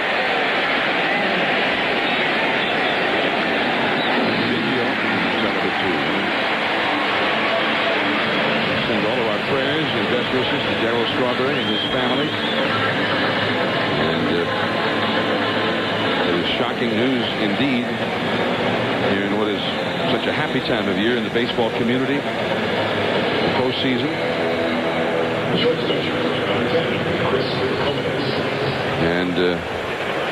And just terrible irony, because Darryl, who seemed to have gotten his life put together here, and perhaps happier than he's ever been, and becoming a great role model for many, and now this. Well, I was going into Yankee Stadium yesterday before the ball game, and I came across through the Polaris parking lot, and Darryl was walking towards me in his street clothes, and I, made a joke. I said, "Well, you're not dressed for the win tonight."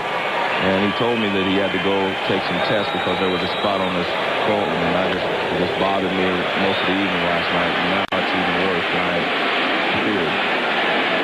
Gomez pops it up with a shallow left center. Alou. Reynolds rebounds nicely. 3-2 Houston. A called strike to Ricky Gutierrez as we start the last of the 7th inning. Joey Hamilton in relief for the Padres, his 3rd inning. Off the glove of Caminetti. Gutierrez is aboard. A healthy Ken Caminetti eats that ball up right there. That was, he's not able to move as quickly as he normally does, but I mean, the Gold Glove winner, he's a very good defensive third baseman, but he was just not able to move as quickly there. He kind of slides into that. Just not a normal Caminetti reaction there.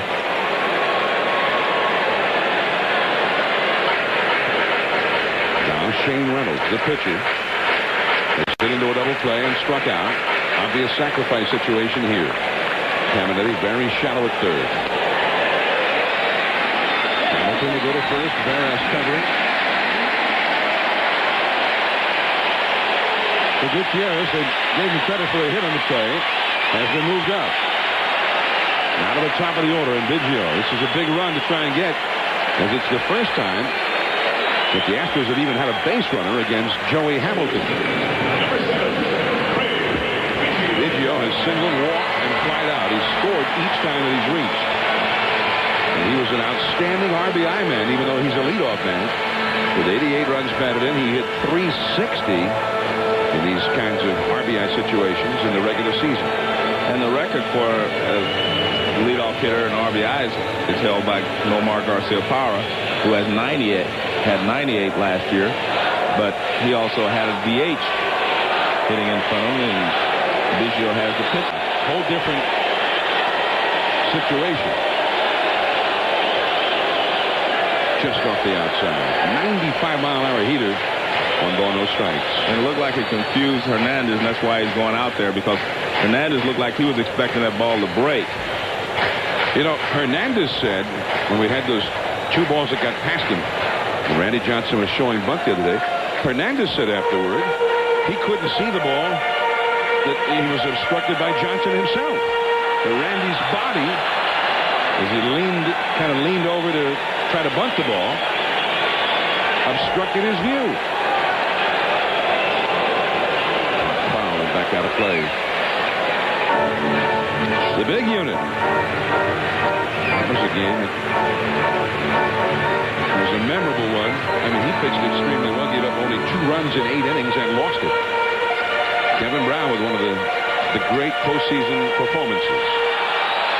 Hernandez and Hamilton in conversation again.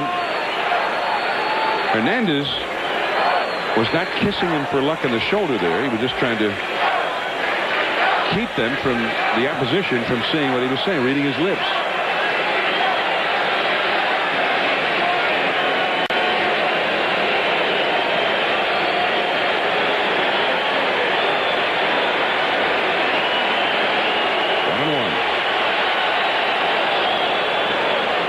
Screen.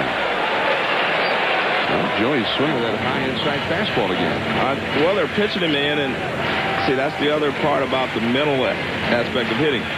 If they're pitching you in, you start to look for the ball in, and then the plate moves with you as you move away from the plate. You think it'll pitch inside, and they throw it inside, you swing at it. But they've definitely been pitching in, and then trying to get him to chase something away.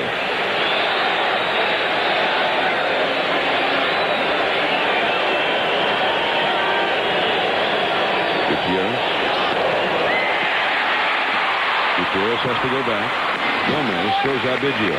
And another pitch inside that jammed him.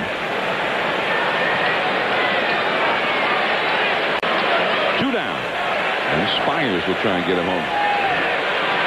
And watch, you saw 3 pitches inside, and here's the 4th, and watch this right inside. There's the ball's tailing in. You can see him pull his hands in just to try to get to the ball. See how he pulls his hands in, and he still gets jammed. He fights it off up the middle. So they found a way that they want to attack Biggio anyway, and that's with the fastball in. 2 down, here's Spires. The Astros as a team have 1 hit in 11 at-bats with men in scoring position in this game. Only hit a 2-run single by Bagwell. First ball swinging, Spires with the pop-up. Vera make that 1 for 12. Still 3-2. The pitcher's spot. Then Veras and Steve Finley coming up. 3-2. Houston.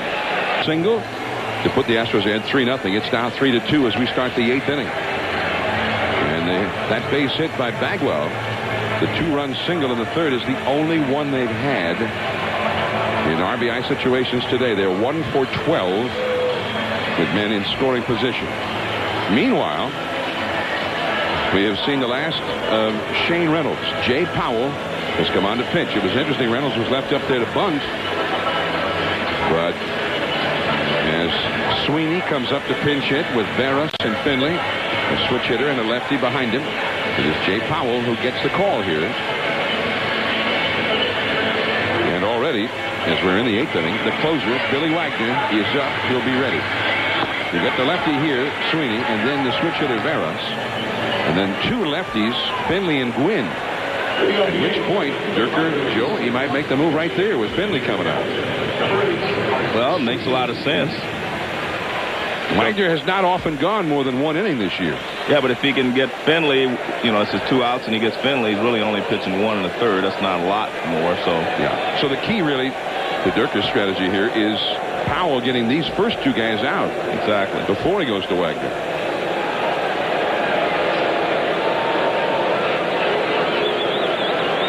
Mark Sweeney.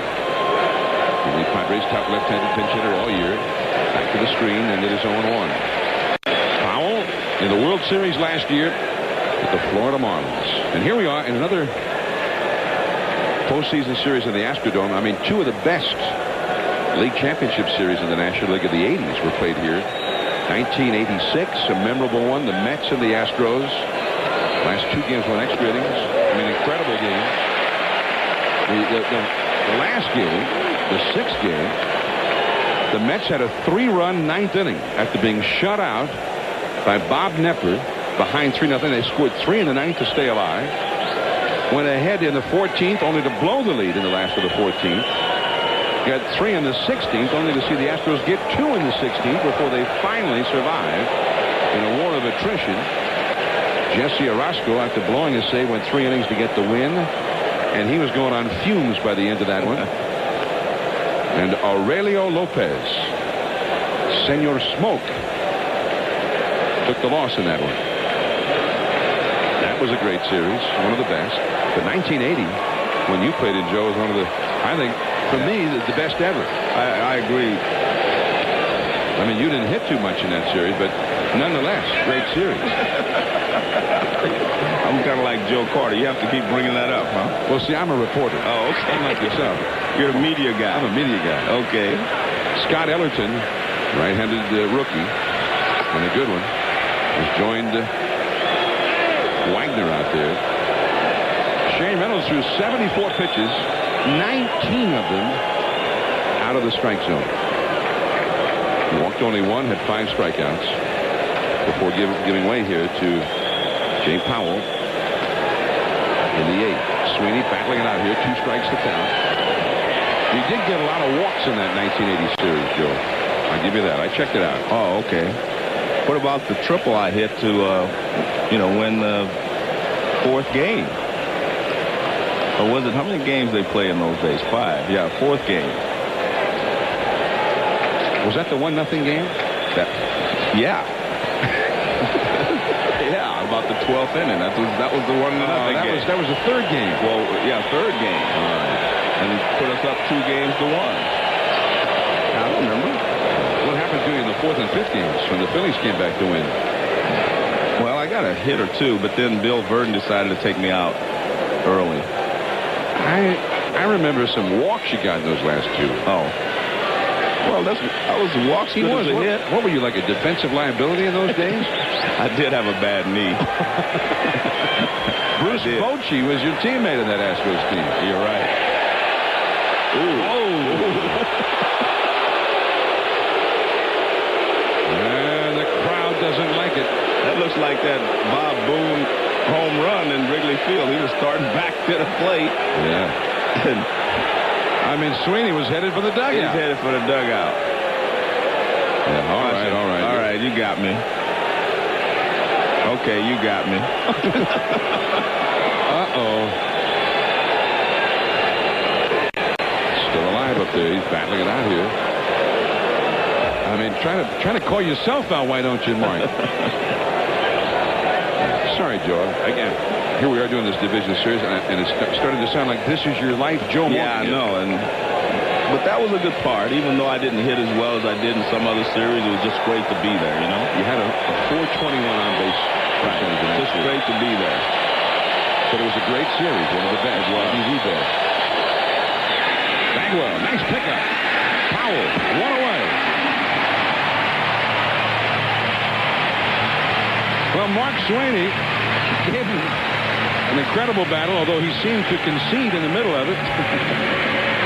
A 9-pitch at bat for Sweeney. Nice play by Bagwell. I mean, backhands it, stays down low, and then he fires it to Powell early. That's what I like. Give it to the pitcher early so he has time to catch the ball and then find the bag.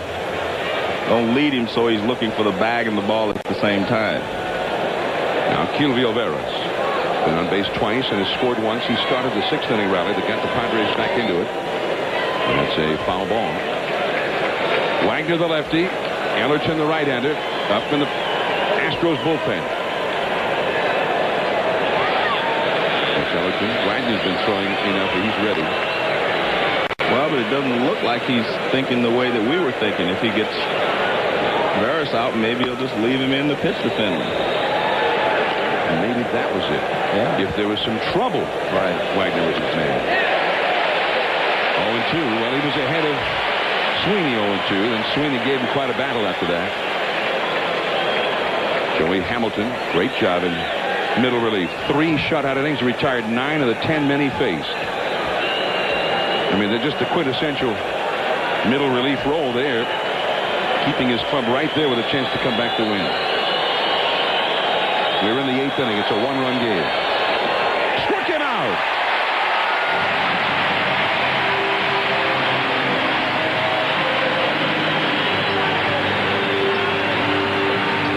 Two down.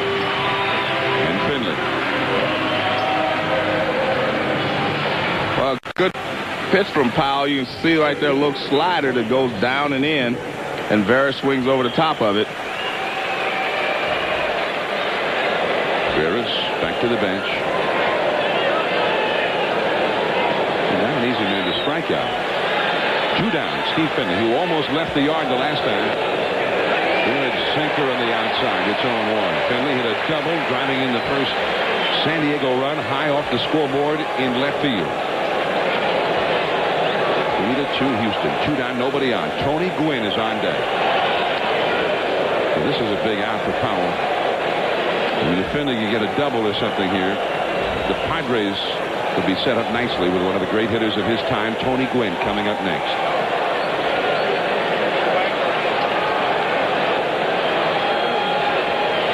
Padres have only 4 hits. Andy Ashby, the starter, stayed on the dugout since being removed after the 4th inning. 2-1 the count now to Finley.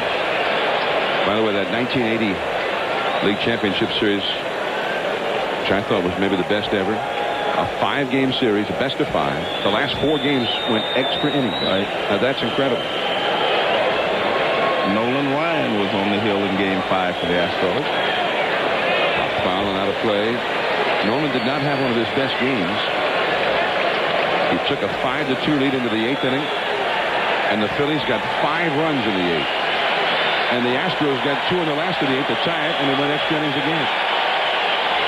Quite a series.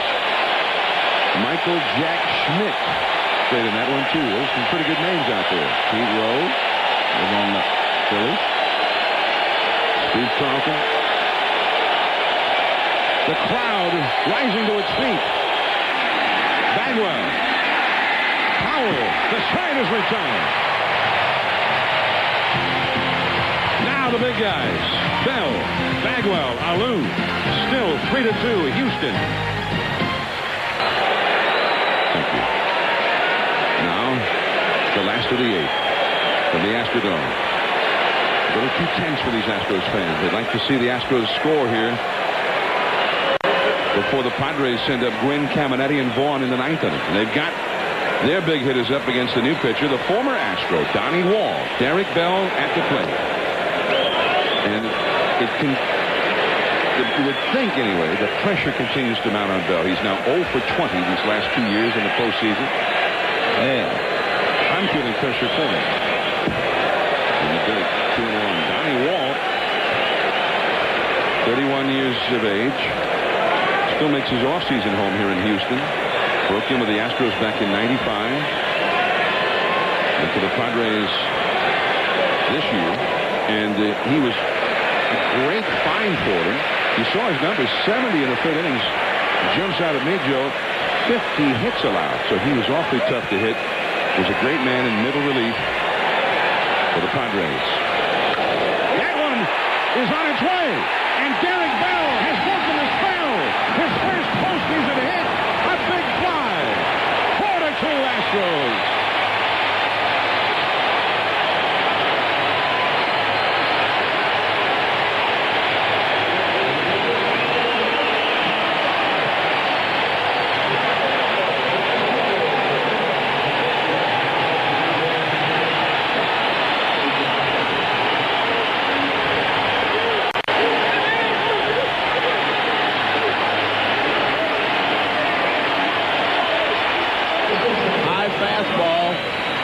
Count, and I mean, he hits a rope. This is a line drive that just gets out of here in a hurry.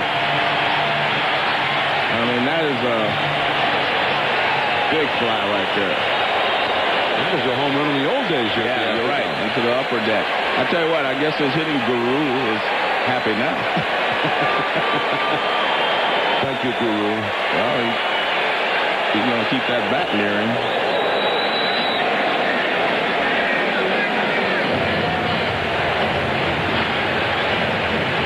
see Bell. He says, I finally. Yeah, 0 for 20, huh? Take that. Yeah.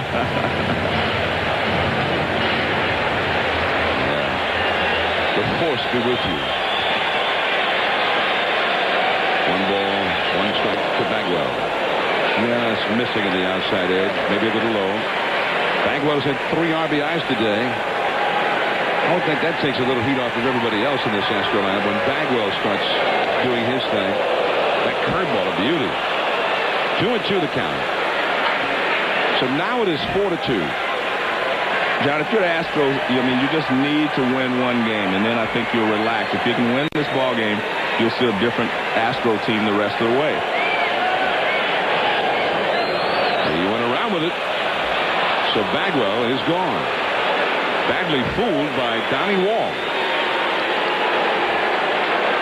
But pressure is on this entire ball club, especially from what happened to them with the Atlanta Braves last year, and with all the expectations they had coming in, thinking that Randy Johnson was automatically going to win the first game for them, then they would only have to fight to win 2 more themselves. Well, they found out a little differently, and now I think they will relax and start playing a little better. Once you get that 1 base hit under your belt, you're okay, and the 1 win. And with this group, because that's always the bottom line, especially the win under their belt. That's what the Astros have been all about. Check swing. They won with a barehanded pickup. Alou is 0 for 4 in this one and 1 for 8 in the series. 2 down, and Carl Everett is coming up. We got 2 real evenly matched ball clubs here. The Astros 102 wins, the Padres 98 wins. I mean, look at the matchups these first 2 games. The Astros send 2 19-game winners out there, and they're matched up by an 18-game winner, Kevin Brown, and today's starter Ashby a 17-game winner, and the first man out of the bullpen a 13-game winner. So there's plenty of pitching on both sides.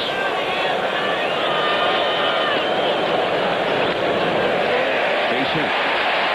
First hit of the game for Everett. The thing that's got to be of great concern to Bochy is his ball club has just not hit for more than a month. Right. And that's why they would have to have been the underdogs coming in, because they were just not producing any runs. So if they lose this one today, they really have to be thinking they need to get it over with without it coming back here for a 15.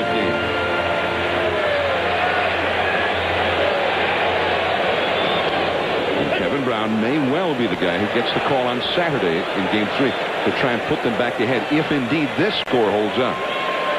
And don't forget, in the 9th inning, the Padres will give it their best shot. Gwynn, Caminetti, Vaughn, Joyner, the first 4 guys due up. Their best hitters lined up in a row. Everett's going to take off, and Joyner's throw. Too late.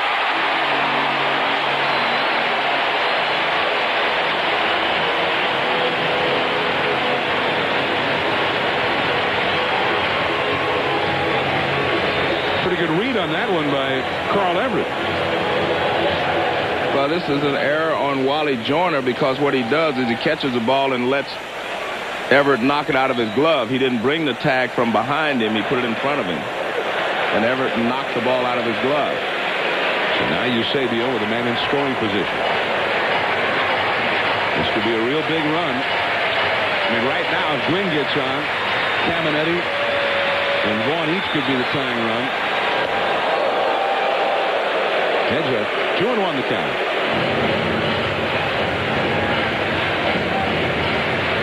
Billy Wagner. He is the babyface assassin of the Astros bullpen.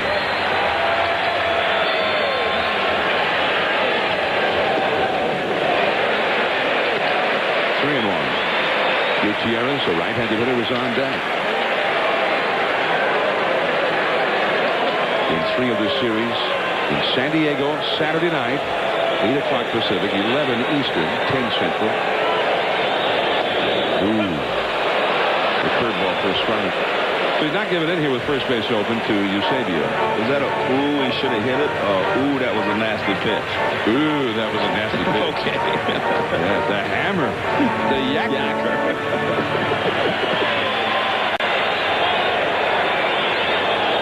Struck him out with a slider. The slide piece.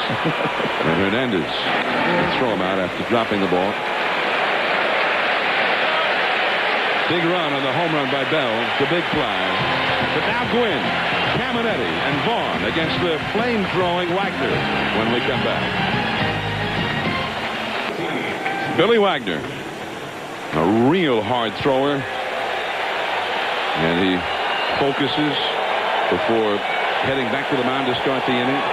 And he'll need everything going for him here as the Padres throw all of their best against him in a row. Gwynn, Caminetti, Vaughn. Brad Ausmus in to catch part of a double switch. Low for ball one. And the home run by Bell gives him a margin for error. He wouldn't have had any margin for error with these three sluggers coming up, but now slowly up the first base side. Bagwell. One away. That is the big out.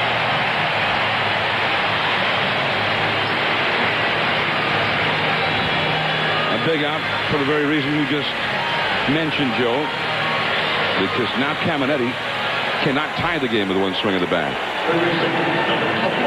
I mean, astounding numbers again for Wagner this year. 60 innings pitched, 97 strikeouts.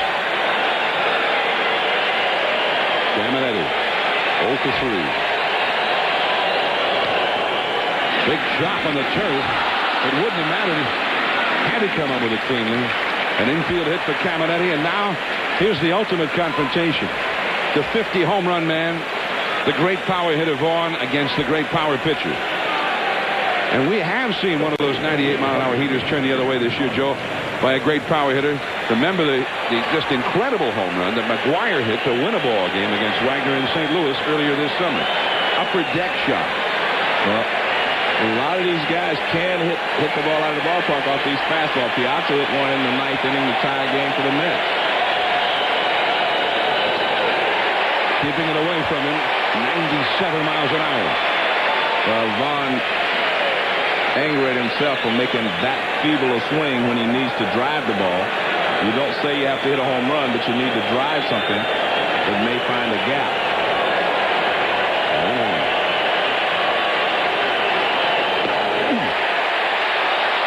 Better swing, but better location from Wagner. Perfect pitch just off the plate outside corner.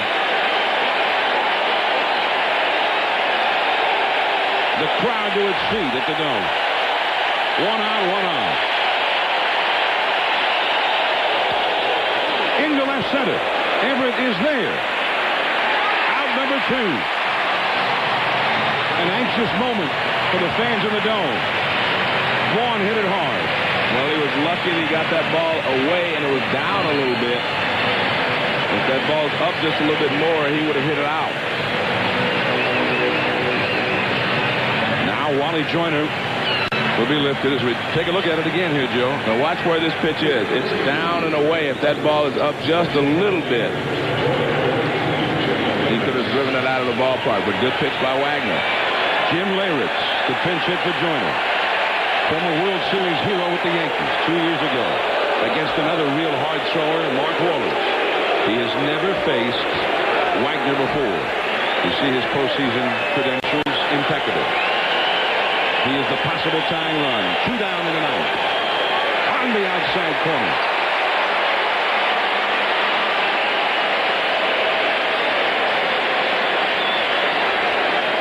Caminetti at first, but Bagwell is nowhere near the bag. Caminetti runs a check swing foul.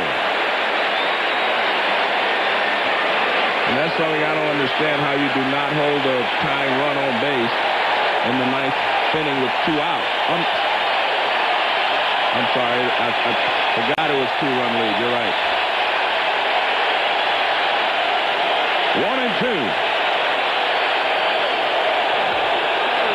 It's foul off the right field line.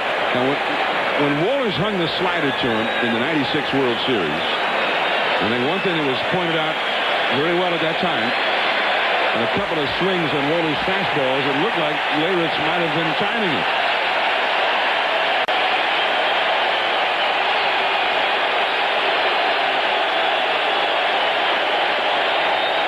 Caminiti runs, and it's another foul ball out of play.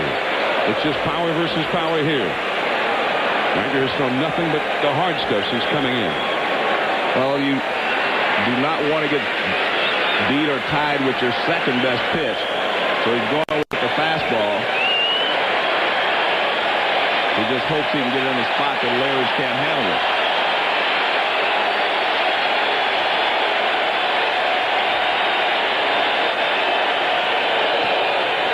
He took it as Caminiti eases into second base. He was running with a pitch. Now it is 2-2. Good pitch there by Wagner. He fouled off a couple of high fastballs. He went just a little higher. And that last one at 99 miles an hour. The first one, 98 miles an hour. The first four at 98. 2-2 with 2 down.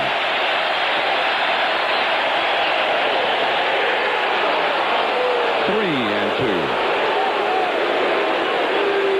Hernandez would be next. The outfield deep all the way around.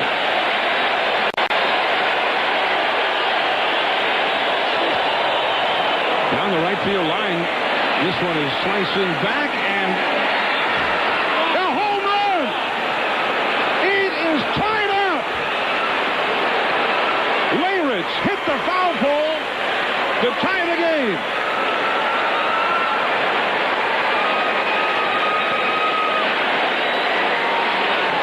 Well, the Astros and Billy Wagner are snake bit. 2 strikes, 2 outs, and the guy hits a home run off the foul pole the opposite way.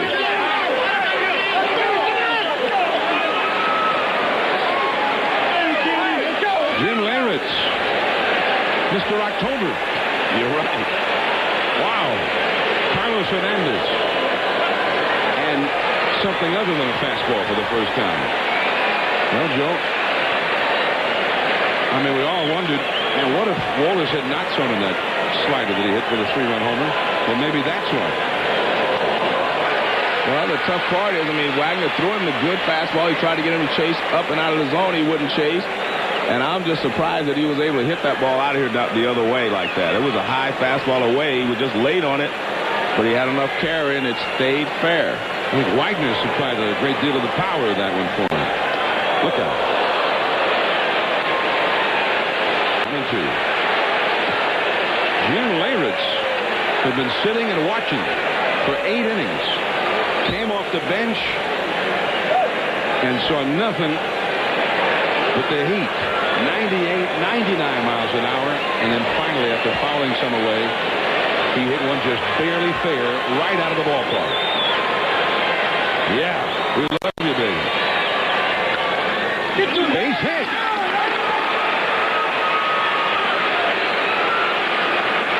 Well, Wagner, you know that Mets series a couple of weeks ago, one of the great series of the year, Wagner gave up home runs twice in the late innings of that series.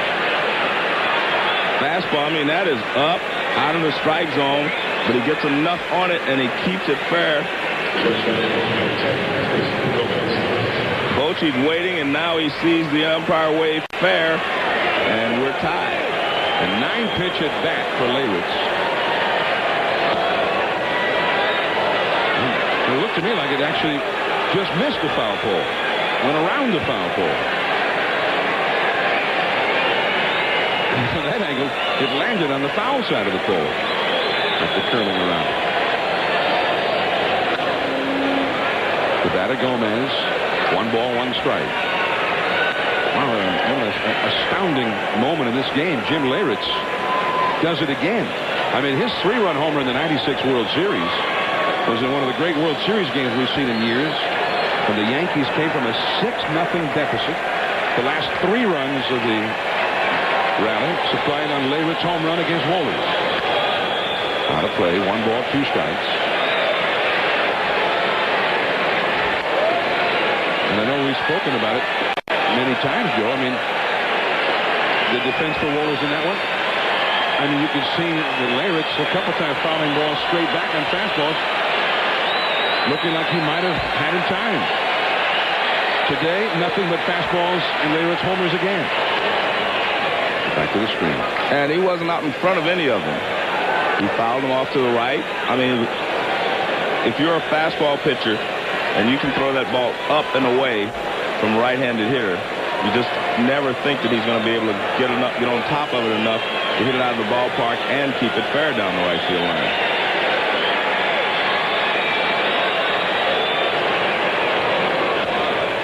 Top foul, back out of play again. So Wagner having a hard time putting Gomez away.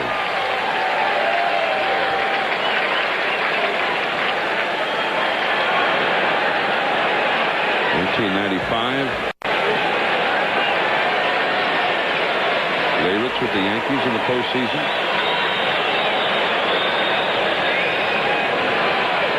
'96 on the World Series team. Base hit for Gomez.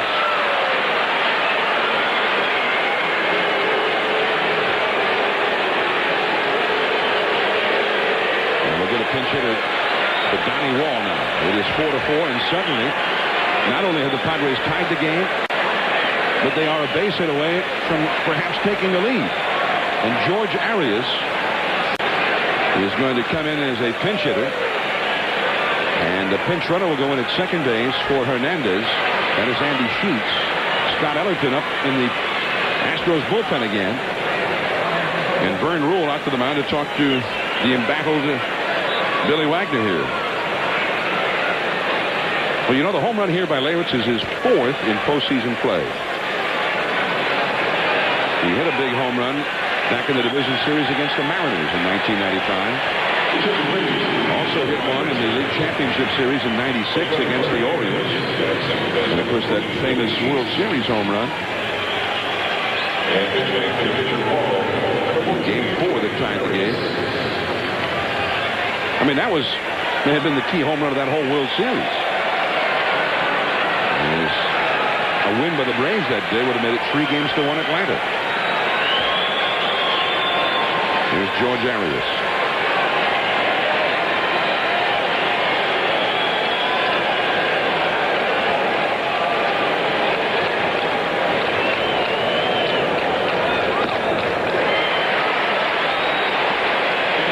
His home run against Seattle, as I mentioned, in the '95 division series, was a dramatic one. In the 15th inning against Tim Belcher, it ended the game.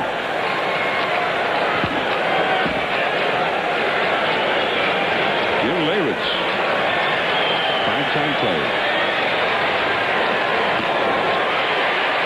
Well, Arias doesn't look like he has much of a shot. 0-2. Well, he made 2 good pitches away. Fastballs running away from him.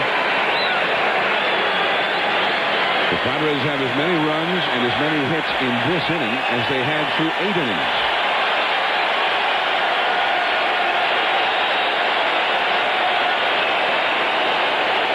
Two on, 1-2. 2 runs and 4 hits here in the 9th for the Padres. And all of those missed opportunities with men in scoring position haunting the Astros right now. I mean, they've had a chance to have 2, 3, 4 more runs on the board than they have. 1 for 14 with runners in scoring position today.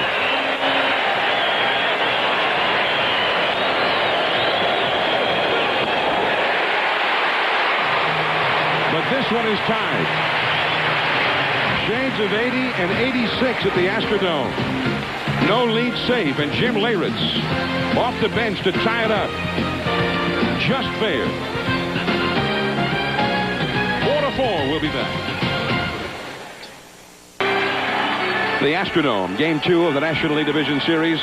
A must-win for the Astros. They were 1 out away, 1 strike away from winning it when Jim Leyritz on the 9th pitch of his at-bat hit a stunning 2-run homer. So it is tied. Ricky Gutierrez leads off against Dan Maselli in from the bullpen. An outstanding setup man for the Padres this year was 10-5, all in relief in 67 games. Just about 1 strikeout per inning. Gutierrez the hitter. The breaking ball. And the run. Gomez off the bat.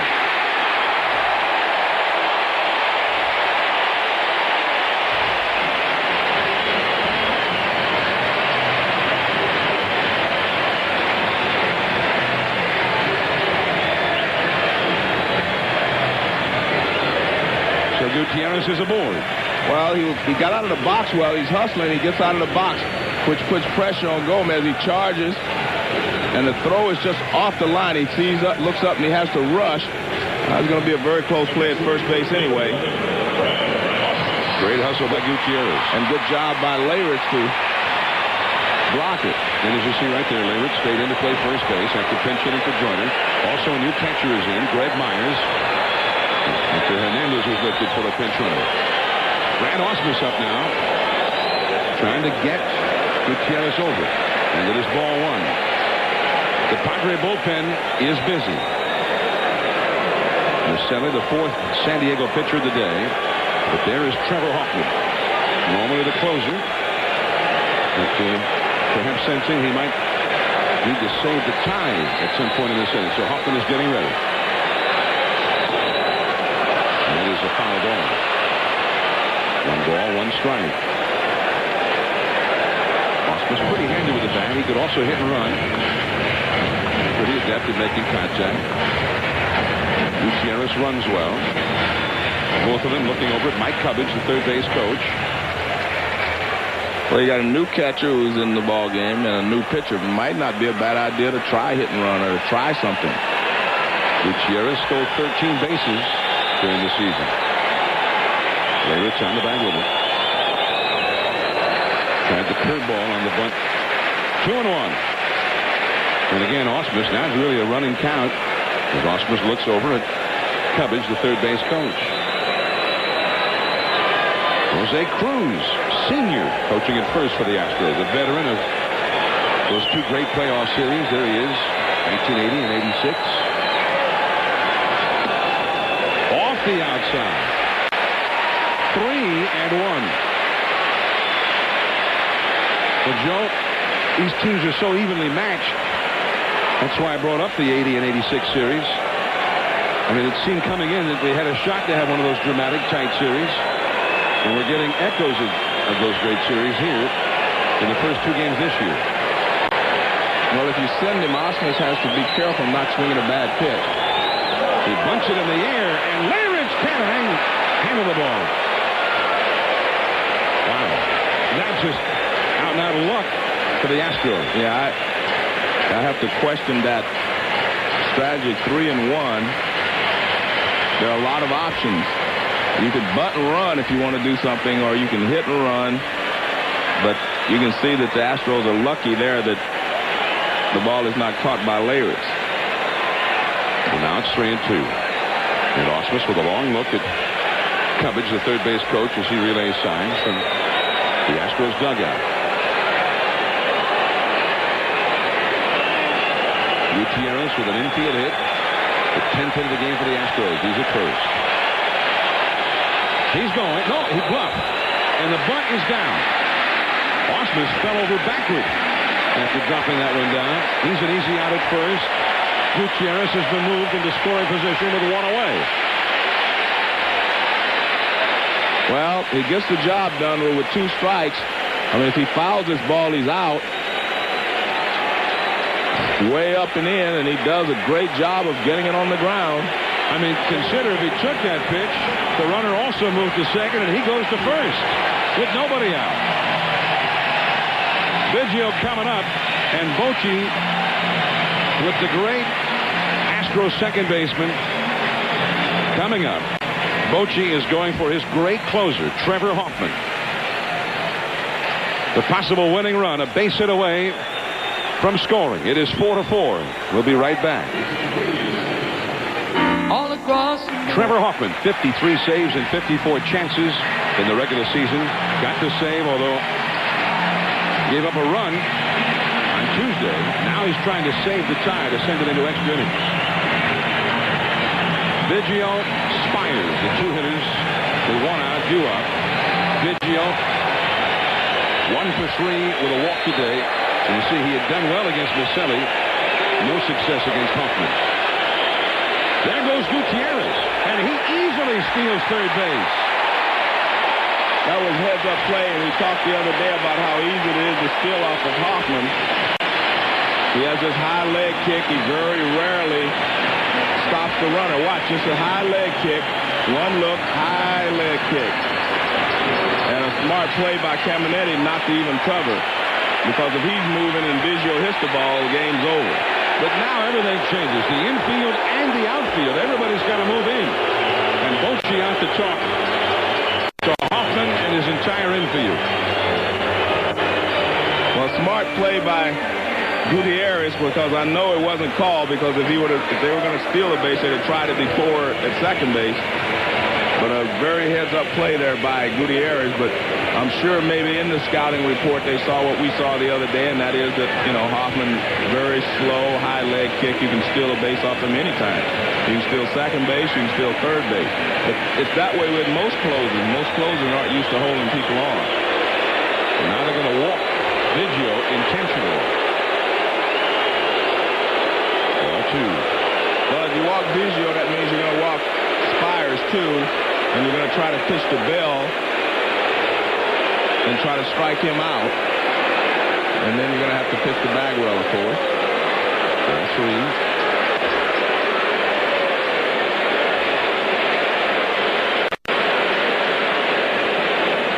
Bell in the hole right now, but all of this may be a prelude to a Bell-Hoffman matchup. The fourth wide one to Biggio. He's the first, and now Spires. Spires has only faced him twice, and Bell has never hit against him. Well, looking at this, it doesn't appear that they're going to walk Spires. The shortstop, in fact, is not playing in. Gomez is in halfway. Davey Lopes, who positions the defense, motioning to Tony Gwynn to move in right field. He thought Tony was a little too deep.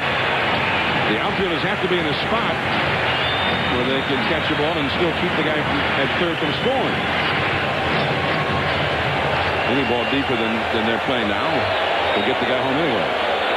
Remember, just Tuesday, the first game, Spires hit a double past third against Hoffman. There's that changeup. Gutierrez, the possible winning run at third base. And Biggio, after being walked, is at first base. Well, their decision is they'd rather pitch to Spires and Bell than to pitch to Bell and Bagwell. I mean, that makes some sense. Well, yeah. I'm following him. Yeah. But I still think you have to load the bases personally. Set up a force out anyway, at all bases. Saved by Hernandez. He saved the game. I said Hernandez. He's been replaced at catcher, as I mentioned earlier, by Greg Myers. I mean, we like to give Hernandez praise. And he deserves it because on Tuesday he did a good job, except this past ball, but he blocked a lot of pitches. But in this case, the praise was not due. He's not even in the game. Here's Carlos. 1 ball, 1 strike to Bill Spires. He's had 2 doubles in this game, and he had a double against Hoffman on Tuesday. And he went after that changeup. 1 ball and 2 strikes. They say Hoffman, there's nothing fancy about his changeup. Rick Sutcliffe, who's with the Padres, is both an instructor in the minors and as a broadcaster, said he just holds it back in the palm of his hand, wraps his big hand around it. He called it a freak of nature. Well, the key to a changeup is your arm speed and the motion. You have to have the same motion on your change as you have on your fastball, and if you hold it back in your hand, it won't come out as quickly. There it is. Gutierrez scores! The Astros have won the game they had to win. And they're going to San Diego tied at 1.